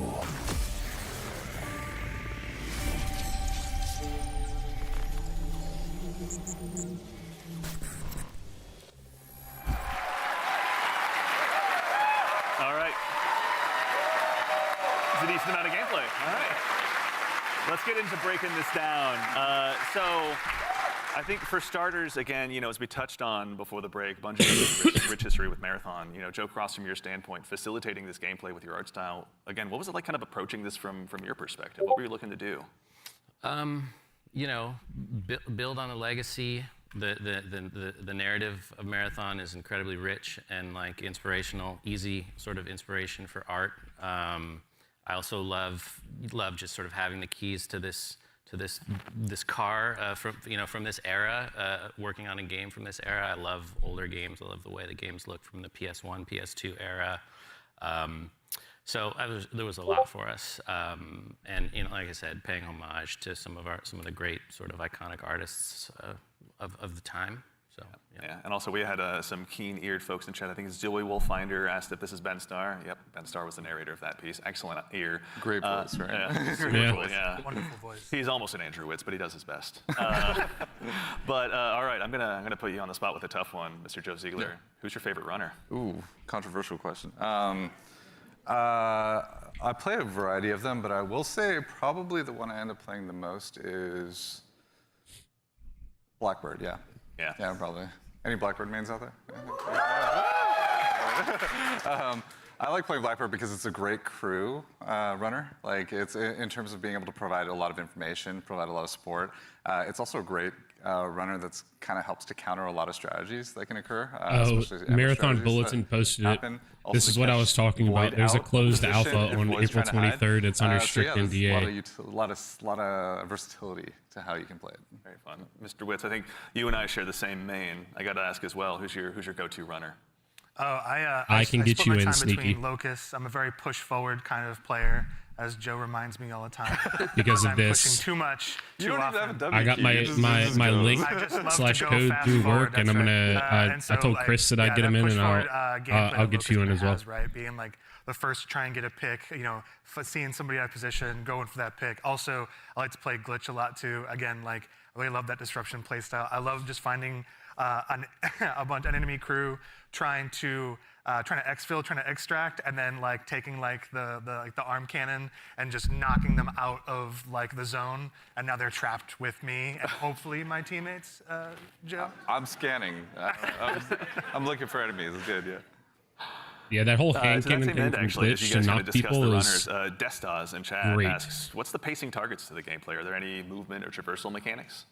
There are a lot of movement and traversal mechanics inside of the game. That's one of my big questions varies, as well. Your effectiveness varies per runner. Yeah, like everything in like glitch is going to have some crazy movement. Means everything kind of has to have a cost, right? And so, like if you want to go fast, like Locust has like a super sprint, so to speak. Like they have leg jets that kind of come on to help you sprint even faster. That causes heat. So basically, it's almost like a stamina system, but we call it heat because we're these awesome mercenary cyborgs, right? Where like the body overheats, and so stamina system is preferred over like ability cooldowns for movement 100%. And so that's what pushes us. I'm into, like, so fucking glad that that's what they decided to do. Your heat meter, and also give you more agility, so you can even go even faster, right? Thank God. There's a lot of cost in the game. In terms of, when we place a mobility thing in there, we really want to make sure. One of my big questions has been answered. How does this affect the pace, and how does this affect the overall survival sandbox? And to be fair, we're still looking at the alpha builds. We got to balance a lot of stuff because some stuff is kind of sketchy. Yeah. No, it's no. He has a lot to learn. That's why we're doing this, right? Yeah, I mean, and actually, while we're talking about kind of those finer details, Witz, I'd love to still kind of bug you a little bit. In Marathon, build crafting is a big deal. What does that mean in the world that you guys are building?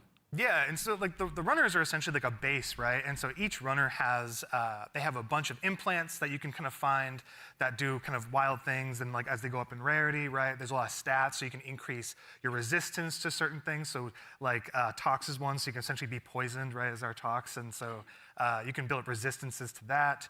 You can increase your agility. There's shields, obviously, to make you a bit more durable. We have cores. Cores are really cool. They basically give you like extra passives. And at the base rarity, like they have these kind of passives that you kind of play around. At the highest rarity, they are specific to the runner kit that you have, the runner you're playing. And what they do is they really augment your abilities wildly, right? So you can, you're doing one thing, and then you get like a core specifically for glitch, and now you're like, oh, my double jump is a triple jump? Like, that's how much we want to kind of push that, so that gear really matters. And so build. It seems like they have like a huge focus on movement the implants, and the cores, being able to move around the map weapons, as fast as possible if you have the gear to do it. Progression too. We have gold mods, which are kind of like the highest end of the attachment pool. They're essentially like devs fucking up exotics in our on game, movement right? What and is like the map exotic traversal version has been this one of the Magnum biggest that can do issues some in wild FPS the stuff? past few years, So yeah, and like, I really really feel it's like the they entire are package together is fixing what the it. build crafting experience is in Marathon. That's super exciting. And actually, to that same end, we got a question in chat as well from, I think, Firex is how you pronounce it. How many players are going to be in each map? Varies per map. Yeah, it varies per map. So like Tarkov. The footage that people have seen a lot of, Dire Marsh, we support up to 18 players. Excellent. Okay. All right. So going to be room for a lot of play styles. To that same end, I know we talked a little bit about Void earlier as well. Lars, can you walk us through maybe just your play style when you're approaching any of these runs? Sure. Yeah. Let's go ahead and sell out the best strategy. I have to give away my secrets. So Void is really fun for me because it leans into this part of my personality that is like very devious. And so, you know, if you go on a run with me, I'll be like, hey, any claymores you see, let me know. And I'm putting those in my backpack, and I'm doing crazy things like, okay, so Void has a prime ability that sends out, I think you saw it in the video, it sends like a wall of smoke that sort of like your home base when you do that, it's a portable. Because when you go in that, you become invisible, you get automatic active camo. So I'll do things like set that up to make people believe I'm doing one thing and then do another. So a lot of subversive things. I'll go in there and I'll claymore the inside, right? Someone comes in after me, they're gonna have a very bad time. But I also do things like I'll go to a place in the zone where there's high tier This guy's like and I'll typical claymore it up fucking and then, you know, close all the doors and gamer leave and dad be like, with his I wonder if anyone's gonna 72-inch show up. And then TV. sure enough, you know, maybe 5 minutes Fucking later, I see the shield crack playing in the HUD, Warzone, and I'm placing like, 10 yeah. claymores in a You know, I random can go building back, for me to walk into. Go back and see what's going Stupid. on. So yeah, that's how I like to play. Yeah. How about you, Joe Cross? What's your go-to? Well, if you know me, you know I'd rather look good and lose. So I generally pick the runner with the coolest helmet, and in this lineup, I think that's clearly Blackbird. As far as my play style, I don't agree with you, Joe Cross. It looks like Glitch is probably the best runner in this lineup. Joe, go over there. Yeah, Go exactly.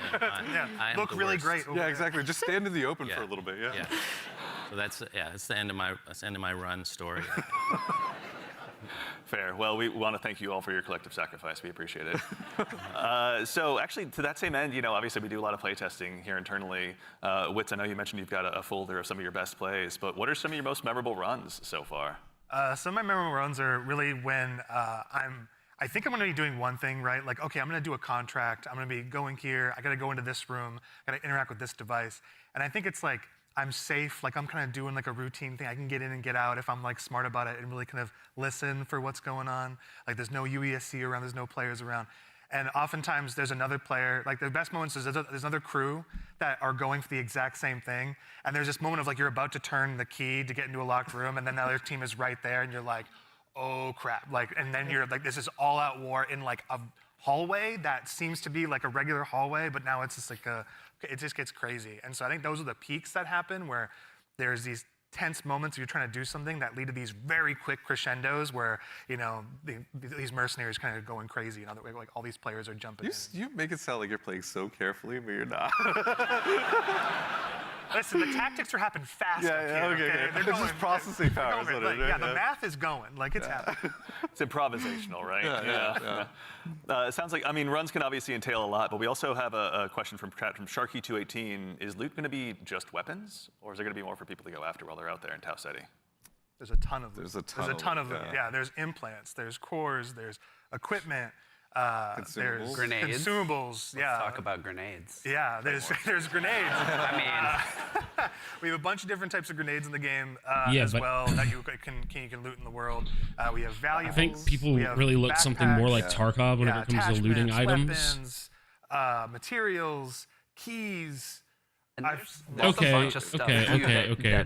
Yeah, we call you added some more on like, there. There's times I was really when you're worried that it running was low gonna on money, and you're like, I just need to do a valuables run right now, and I need to pick up these things and get my money, you know, into my space bank. So.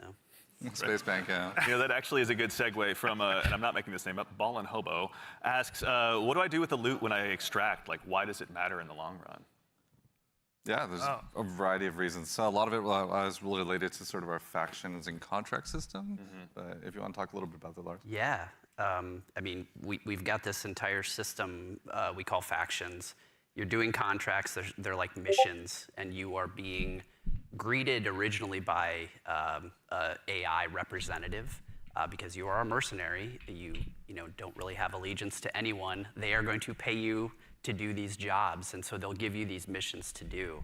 And as you're doing these missions, like Andrew said, sometimes you'll run into danger. But the cool thing about, I think, a lot of the faction and the contract system is like, you could complete the, download the agricultural survey from this one area on one of the zones, and you're doing the thing, and you've sort of done it. So even if you die, you've still made progress there, which I think is a really cool aspect of that feature. But then there's also this other meta layer where as you're working with the different factions, they allow you to upgrade yourself over time, and so you can increase your heat meter, you can increase your loot speed, things like that.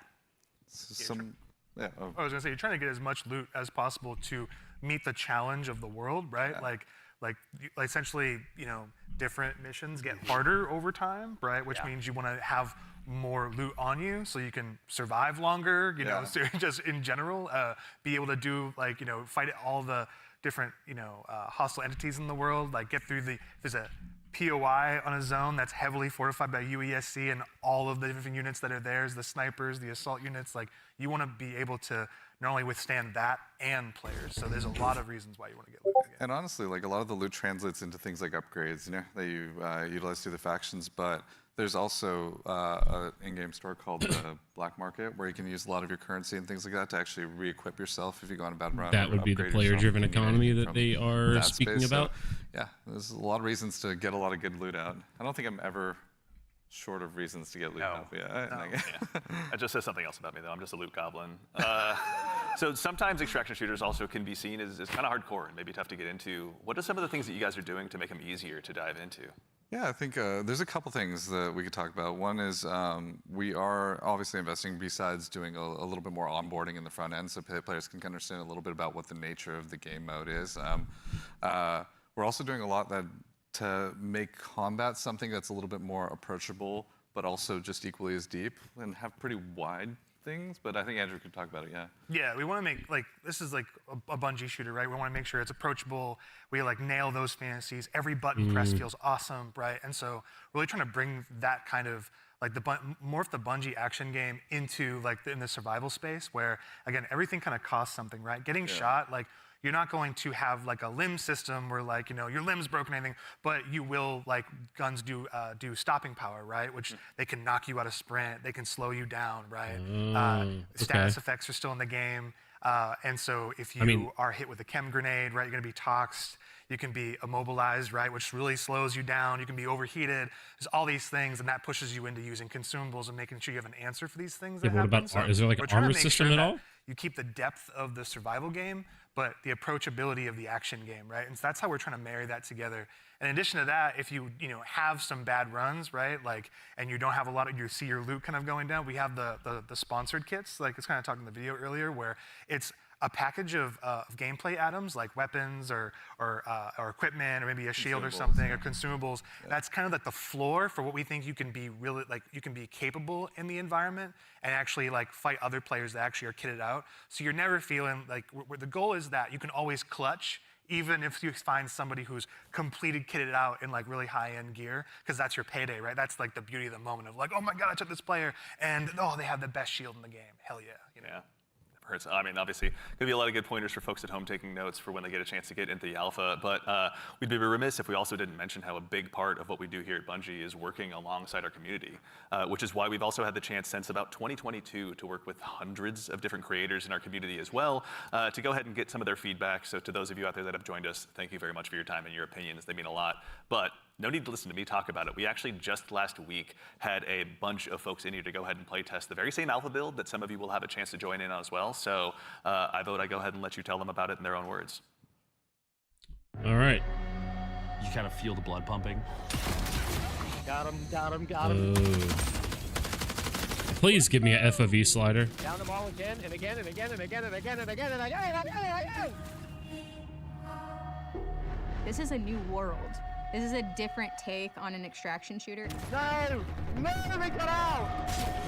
It's game changing. It is literally game changing.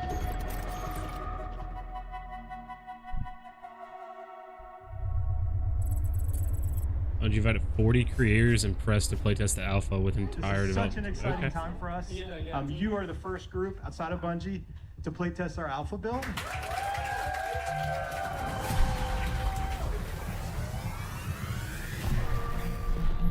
We sent one of our creators to this.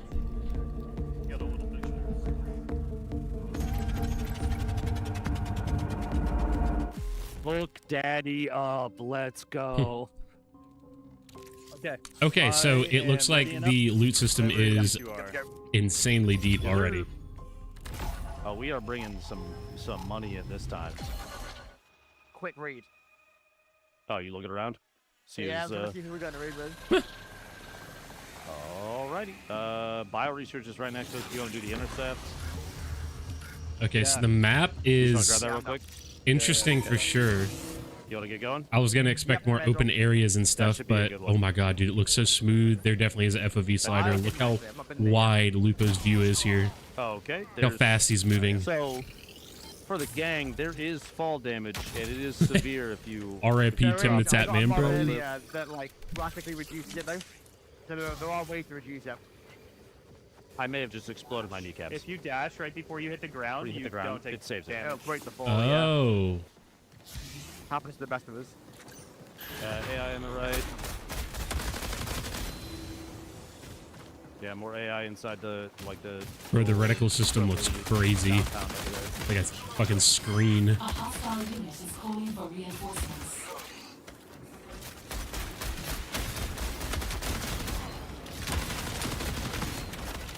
Sorry. Excuse me, sorry. You good? You good?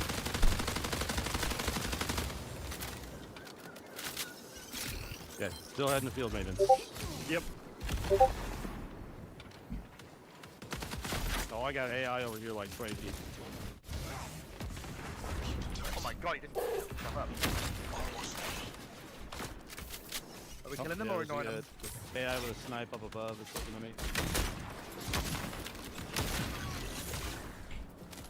I need some bits ammo. Guys, follow me. There's a green punk right there. There's ticks underneath. Oh yeah, here I think. Clear.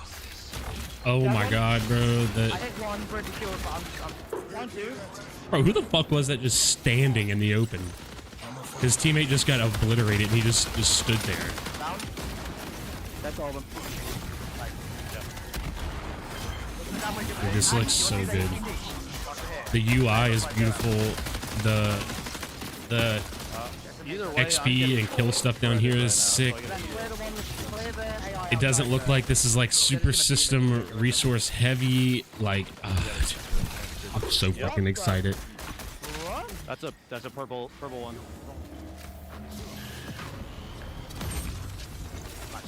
Oh, so there's self revive. I don't know if that's like gonna be like a normal thing or if it's like an item or a core or whatever.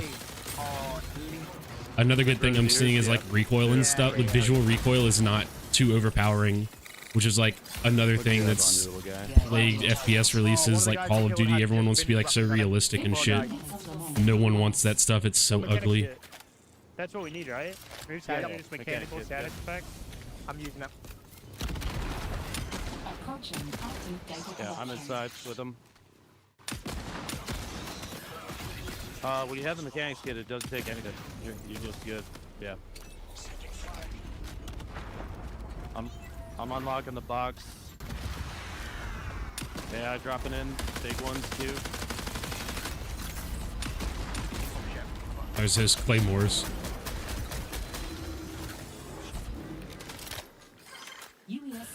They've got long shots in too.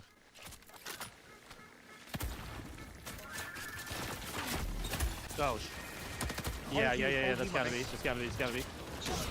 I played one shield. There's a loot up there. Huge, absolute. Oh my god! I almost realized. Where are they? They're on the balcony, like south 200. I got one knocked. I got one knocked. Nice.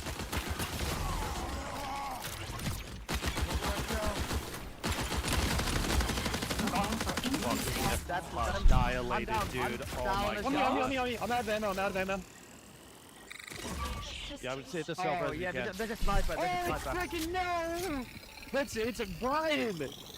Kill him, he's a fiend, dude. I'm going to you. Dude, if I'm being completely honest here, Yeah, I see him. Don't underestimate this guy.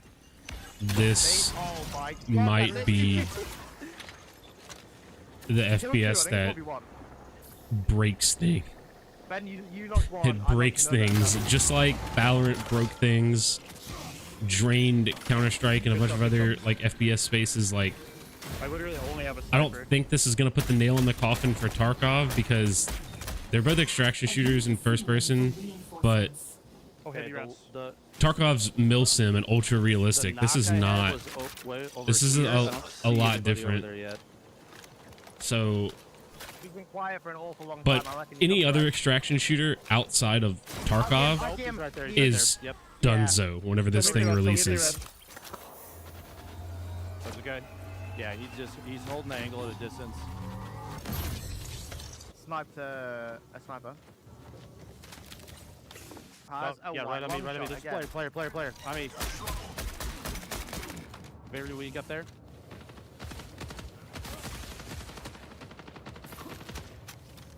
I'm underneath. Are they where we got down? Nice. Knocked one. Coming. Got one left. I take shots on the right side, like easily. No, if they're close. I got no tags. Oh. There. You got eyes? Yeah, A1. Oh, is that him up there? Is he upstairs inside? Yes, sorry, he was. Yeah, hear him. Where's that USAC? No, you said right there. They were shooting something in here.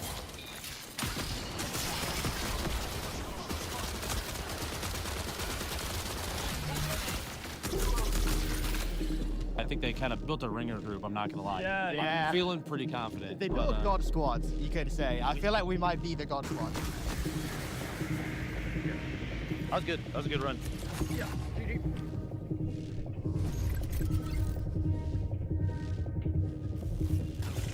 We got knife some AI and grab some guns. We can go to field maintenance. Yeah, a loot container key. Isn't there one of those around here? Yeah, it's right here. Jessica Zam. Still. Not Stank Rat, man. Fuck that guy. He ruined Tarkov. Oh, I knifed one.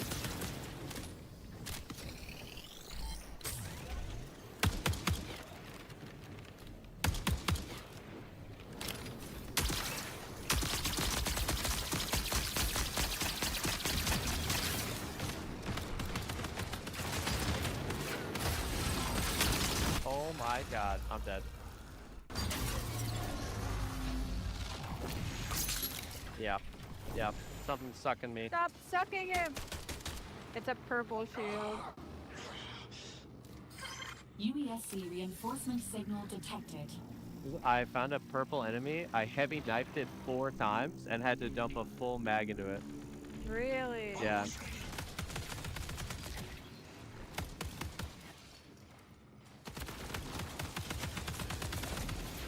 Okay. Yay! I don't want the conquest. LMG. I should take it, but I don't want it. But here, take this. Long Take shot. this. See, what I don't like is we got the dollar sign as the currency. I wish they had their own unique thing. Better on the map. Oh, I think those are the flares, right? Huh? Like Like this? the cash flares? Yeah, I don't know. Flares!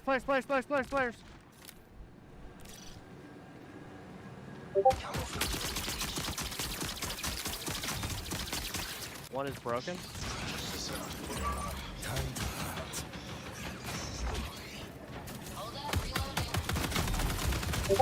I'll get a purple shield. I knocked one. I knocked one.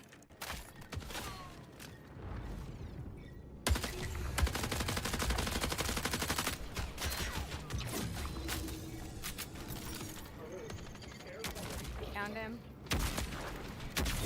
Prepare for increased hostile action. Glitch is moving. Glitch is moving. Behind, yeah, Glitch is behind you at the moment. White shield, white shield. Oh, she's scared. She's scared. Down, down. Very good. Very, very nice. I called the purple.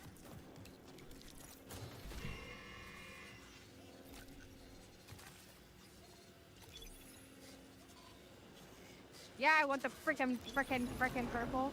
There's a green on this Purple shield? Who has that? Me.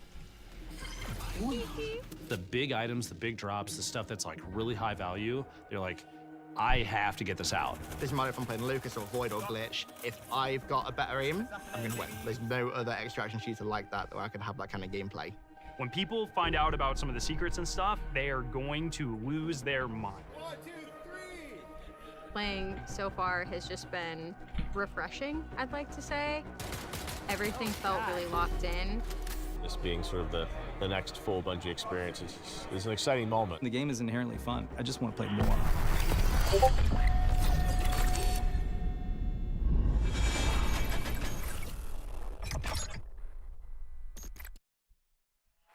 Okay. All right, so obviously having those creators in was a whole lot of fun. Getting to work with both creators and players alike has been a privilege. It's been a great time getting to set that up. And of course, I promise I'm not saying this just because I work on the social media team here, but if you head over to our YouTube channel, we have a full 20-minute version of that. So youtube.com @MarathonTheGame is where to find us. Also same with all of our other socials as long as I'm at it. But Lars, obviously again, like we talked about before that video, we're familiar with working with our community really closely, but have we ever done it this early or at this scale before? So I've been at Bungie for a while now, since the Halo 3 days, and I think the thing, even since my time, we've been really I didn't know this dude's been here since Halo 3. Working with the community is something we take pride in, and on this game in particular, yeah, we brought people in, players in, much earlier into the process than I think we ever have before, and it's given us really good insight. You know, we tell them when they show up, be brutally honest, because that's how we learn. That's how we understand. I was very excited to hear CS2 was coming, and then to see that they rushed it, and it's been a ton of fun. I mean, even again, like these folks were all here last week. You guys were in there with them. Some of you playing as well. What was it like? Oh, it was super exciting. I just turned my other monitor off. When you have a lot of, there was a combination of players who we've been engaging with for a long time, and some players who were brand new, and it was great to see sort of like the mix of both, especially when you got to some higher level skilled players who just joined in and immediately got it and started destroying everybody, like Tens and Lupo was in there. And, yeah, you had some awesome moments, didn't you? Yeah, so it was pretty amazing to jump in. CS2 was such a fucking disappointment. They ruined. For a moment here, like apparently he was on the team. They ruined with, a timeless Brian video and game. Jeff Keighley, and they were not having success. They literally could have pushed a Source 2 update to CS:GO team that was destroying them. and not changed and just waited to help get Jeff like another through. year to push a Source 2 update to CS:GO and made sure it functioned with the systems they had and then built from there. They ruined a timeless video game, and not only that, they took it out of everyone's Steam library. And yeah, mission accomplished. Stupid. Something that he's used to, obviously. Which also that you were saying you were observing a little bit as well, maybe not playing quite as much. What was it like, from your perspective, getting to see all these folks jump in and play the game for the first time? Some of them. I mean, it was awesome. It's awesome, like playing the game for so long, right, and seeing other people play the game is just a great feeling, right? Well, for, like, the whole I think team. they knew that if they see things that you designed for happen left CS:GO in real life, right? to be like playable, that people it would have been another 1.6 versus Source thing. They would have split their community, and a lot of people would have just stayed on Go. I think a majority of people would have stayed on Go. There was another fight that was like it looked so fun, but also hilarious, but also like really like it was like a great time, but also really tense. There was two crews that were fighting under the dire marsh map. There's a bunch of tunnels and stuff like that, and they were fighting in the tunnels. And the fight was literally like almost 1-by-1s, like 3 and 3, like constantly moving towards each other and fighting in the hallway. The person in the front dropping meds for people in the back and changing positions. And that fight went into like little vents as well. So it was like this it was this hilarious chase that was like, it was super tense because you didn't know exactly whether you were going to get third party, and they were just the volume of the room kept on going up from those two crews because they were just like, when are they going to get flanked? There's another vent right there that could pop up from there. And they were shooting vents just like out of just pure paranoia. It was awesome to watch. It's a good balance to strike, obviously, yeah. And you, again, we were mentioning you got to play. Were there any other creators you got to dive in with? Oh, yeah. I was on a team with Valkyrie and Katamina, and we had a lot of fun. There was like a couple moments where we bunkered down underneath a greenhouse in the tunnels underneath. Tunnels are dangerous, and they were fun. But we basically created like a little claymore nest down there, and so we were baiting them down into it. And yeah, that was pretty successful. I'm telling you, the claymore strats are good. Yeah. Don't sleep on claymores. They're pretty solid. Yeah. Lars is like, I know. Yeah. So, you know, even in addition to these creators, you know, the legacy of Marathon's community goes so long goes so far rather. You know, as someone who's played a lot of Aleph 1 in the past as well myself, back on my Titanium G4 PowerBook so long ago, bringing in the Aleph 1 team was really, really exciting. You guys got a chance to work with them as well, isn't that right? Yeah, I mean, it's super exciting to sort of connect to the heritage of Marathon, right? Like to keep that alive as we're sort of building this new world. And so working with the Aleph 1 team has been really awesome with the Marathon Classic on Steam. Is the release that they had, as well as the Marathon Classic 2, I think, is on Steam as well. Yeah.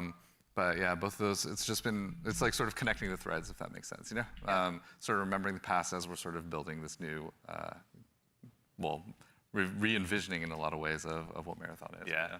Actually, kind of on this topic as well, about the dangers of the world, we do have a question from Twitch chat. Are there dangerous PvE encounters? Obviously, you've mentioned that the UESC is out there, and you should underestimate them at your own peril, but can you tell us a little bit more about maybe some of those emergent threats that await players? Yeah, absolutely. There's the UESC security units that are out there. There's a bunch of different types that do different things, so watch out for them. We also have ticks, which are these wonderful, surprising, explodey fauna. Yeah, they run at you. They run at you, explode on you, and you have to shoot the nests actually to get rid of them essentially. Otherwise, they'll keep coming. And there's a bunch of hazards and stuff that are like gonna be on the map as well. Like we have a bunch of like tox rooms and all kinds of surprises that await players. And yeah, in the alpha there's a few, but what's the scariest UESC unit to you? The scariest unit? The Ghost Commander for me, for sure. The Ghost Commander. Their ability is like they go into active camo and they actually have clone. They have a bunch of like clones that go out there, so you think you're not sure which one to shoot. And then by the time you recognize which one is actually the real one, right, it's like it may be over for you. But that's one. The sniper, also love the sniper as well. We really want to have these prolonged sniper fights that are really great against the UESC.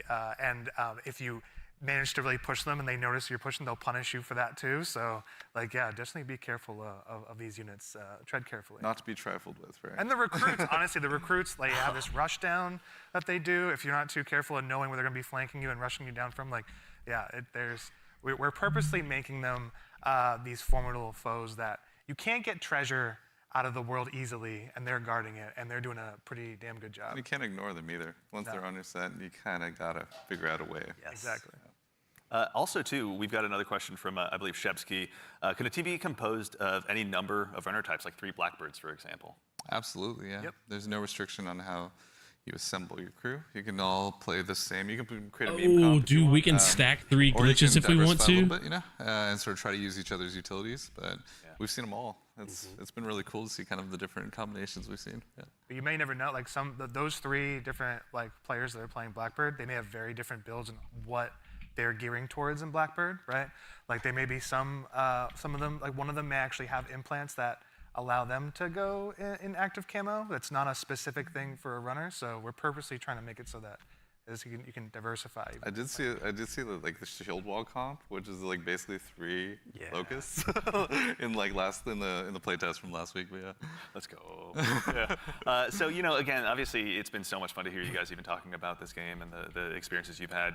You've been building a world that's really ripe for players to tell their own stories in. You know, again, with the closed alpha on the way on April 23rd, as players finally get a chance, some of them to jump in. What are some of the stories you're most excited for them to get to dive in and maybe tell themselves? So many. I mean, there's so many different stories that I think are gonna we're looking forward to seeing happen, especially ones that we've never even seen before. But getting onto the planet, like, honestly, just trying to survive amongst all of the threats that exist there. The dying, you know. I think when Atreus says death. I think the comp you're gonna see day one from the fraggers, like me, Chris, you, or whoever is gonna be 2 glitches and one Blackbird. I'm curious. Scan Cross, and send your little minions that are playing glitches to run it down their throat. Launch Destiny and I don't know, and dude. The Meg character is so good though.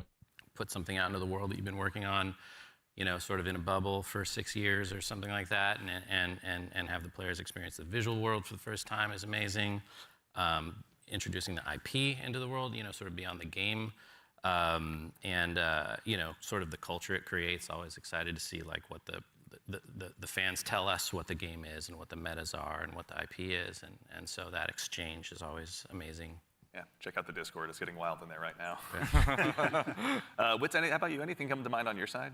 I'm just really excited for folks to discover the content and play with it in interesting ways. Yeah, it's been a long time since I've been now it's just time to see really captivated by like the lore of a game like this, and like really cared about the story outside of like grinding the game, climbing ranked, stacking loot.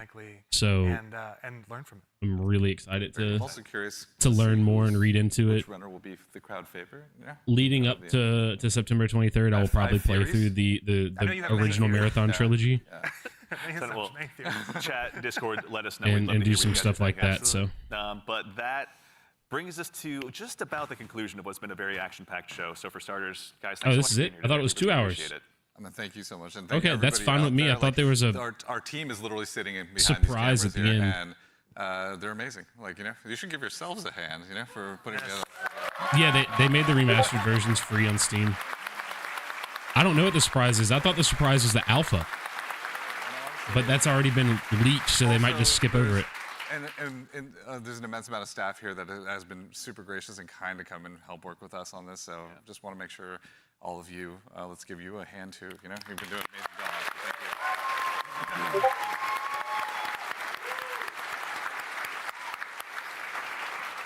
That's right. So again, as we noted at the top of the show, coming up at the very, very end, we've got a very special surprise. What do you mean the so lore go shit? Do yourself a favor Oh, there we go. Stick around all the way. What do you mean the lore shit to get into the again, alpha? A huge thanks, Joe You can Ziegler, get into Joe it right Cross, now if you want to, Witz, or and you have to Lars Bach. crack Thank it you to all get for being access. here today.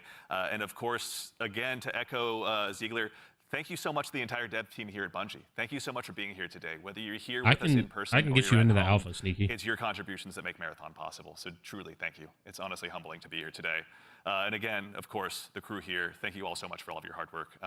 It's been incredible seeing this stage come up so quickly, rather. So thank you so much. It's been a gargantuan effort, and it's all thanks to your efforts. And most importantly, again, to all of you fine folks out there for joining us today. It's such a privilege. I think for us you to get missed the opportunity to share what we've been working on. And I'll let this guy finish talking because he's like speaking. We're thankful to be a part of it. So speaking our souls right now. Morning. And of course, we got something fun at the end. Make sure you stick around for a little bit longer. We're going to be rating Scarrow and Mr. Raffle Waffles, Milo, out there here just after the show ends. So go ahead and tell them we said hello when you get a chance to drop into their chat. But as has become kind of a tradition here at Bungie with our streams, we've saved just one more special thing here for you at the end. Now, we've told you a lot about the game so far, but we haven't had a chance to really touch on the narrative just yet. And we're really excited to build a story that's innovative in the extraction shooter space, both in and out of the game. And we'd love to show you a glimpse of that now. So we've had the opportunity to partner with Academy and Emmy Award-winning director Alberto Mielgo to go ahead and show you just a bit of a snapshot of what life is like on Tau Ceti. So we hope you enjoy, but is this in like the a meantime, live action? Take care of yourselves, take care of each other, and we'll see y'all Starside.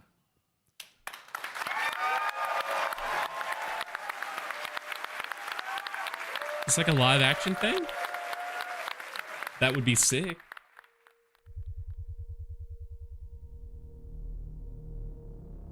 It is. Whoa. Or this.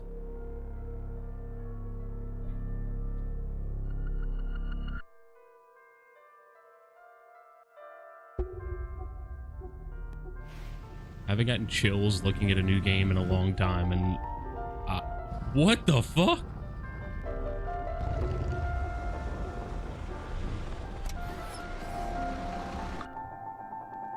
Oh, this is how the planet gets destroyed. That's what we saw in the trailer with like the ship through it or whatever. I guess this is like how things got to how they are now.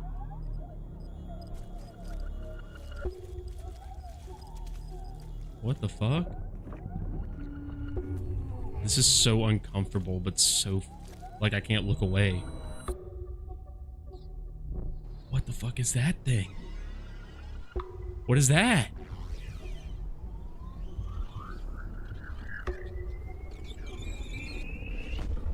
What the f—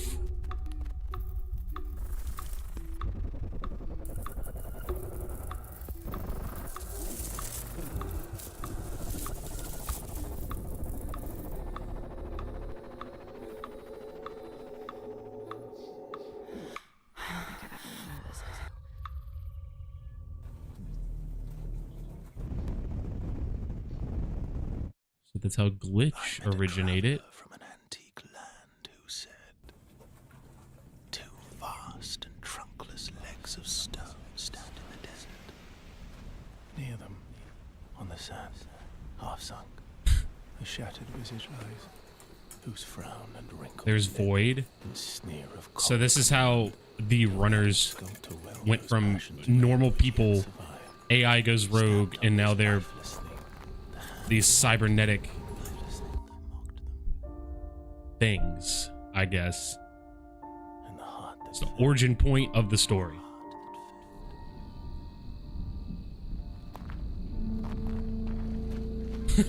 Yeah, dude. Void does kind of give me Marilyn Manson vibes. That's...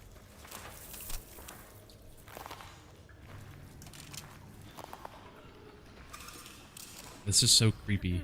Welcome once again. Once again. How's the new shell? How's the new shell feeling? Dude. Feels just like what it is, right? Like $1 trillion. Like $1 trillion. Sakaguchi Genetics sent a reminder. Your shell repayment is coming up and will be charged against your line of credit. Yeah, I know. Do you mind if we Bro, skip the this- formalities this time? Got a big contract waiting down there. So Understood. Let's proceed with your grounding exercise. Are you familiar with this item? That's my lucky charm. Yeah. Supposed to be my lucky charm.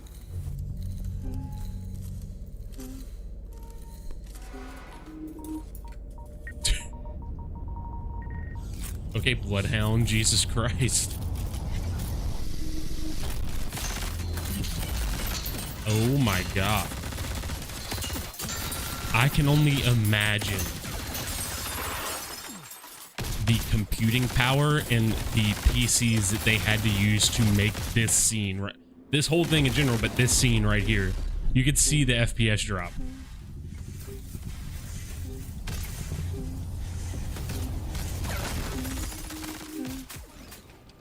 Can you identify her? Yeah, that's my mom. That's your mom. Now, You know that's consider your mom. this. Do you recognize this child? Who are you? I don't know. Where the AI is scary. It's you. Really? And that is so fucking eerie, knowing how fast AI has advanced and is currently advancing every hour. Like, actually now, in real life. 4, 5? Tau Ceti V, I guess? There's some glitching at the bottom of the screen. I don't know if that's, like, intentional or what. That you always tune into. Worth anything? I don't know, but I like it. It speaks to me. Let me listen. Yeah. Oh! Blood... This... You ever wonder what happened? I forget the name already, but it's a she. I thought it was a dude. And this music is? You'll have a tough time finding a buyer. Good. It's not for sale. Give it to me. Oh. Yeah, Blackbird. That's who that was with the mask open. Yeah, I don't give a fuck either, of course, but like I just thought it was a dude because I guess the helmet looks similar to Bloodhound from Apex, and well, actually Bloodhound's what, non-binary, right? But I mean, like, is definitely more of a masculine character, so I just assumed like guy. I assumed Blackbird's gender. I shouldn't have done that, dude. They're gonna come for me. Oh, is Void down bad for Glitch? He likes her. Fuck Asmongold, man. Fuck him and his stupid ass rhetoric. I know Bungie has DEI initiatives and they have like a very strong stance on it, and it's something they care about a lot. I can't wait for this game to fucking come out and just kick Asmongold, Grums, and all those fucking weird alt-right incels in the fucking balls, man. Fuck them. That's my rant for that's my rant for the reveal.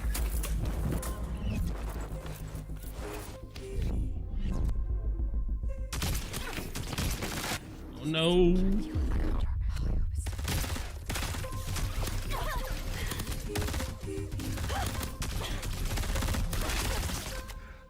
So Void and Glitch like each other. Oh my god. Bro, they just fucking took her head off her shoulders. What the fuck?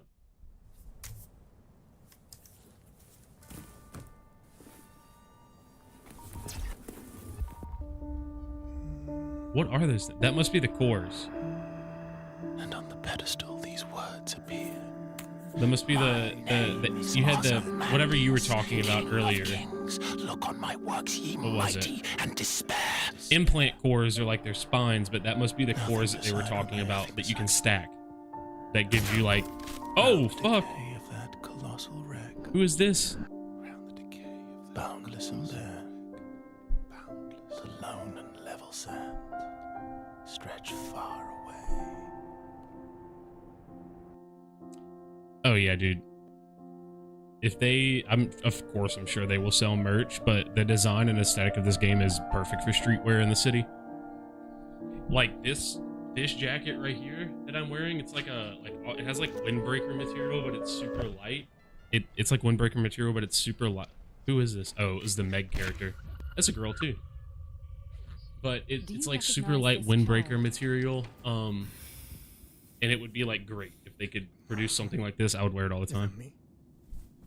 So it looks like whenever you die, you have to go back here and get reacquainted with yourself. Oh, it's like credits.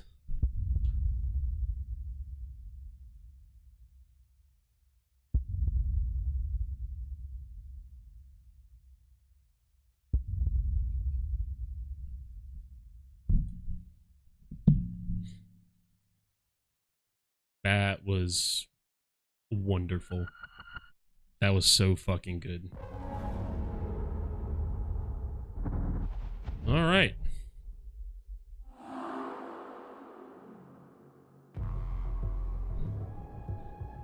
First comment I have to say is fucking absolute cinema. They did a great job. They highlighted elements of the game that are insanely important, that are going to generate crazy amount of conversation. And they also highlighted points of the game that were important, things that I think devs that have created shooters in the past like 5 to 10 years have really fucking lacked on, especially in the AAA space. So to see that,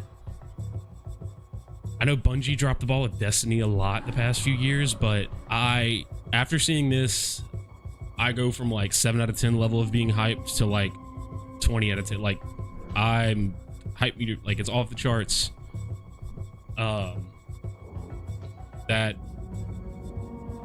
insanely impressive showcase. That the one thing that they did not cover that I am still worried about is monetization.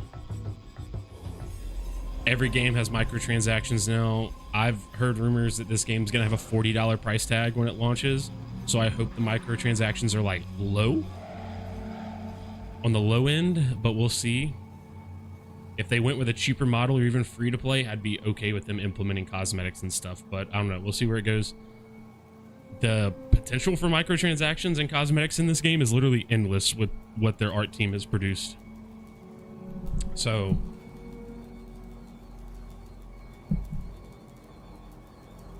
yeah.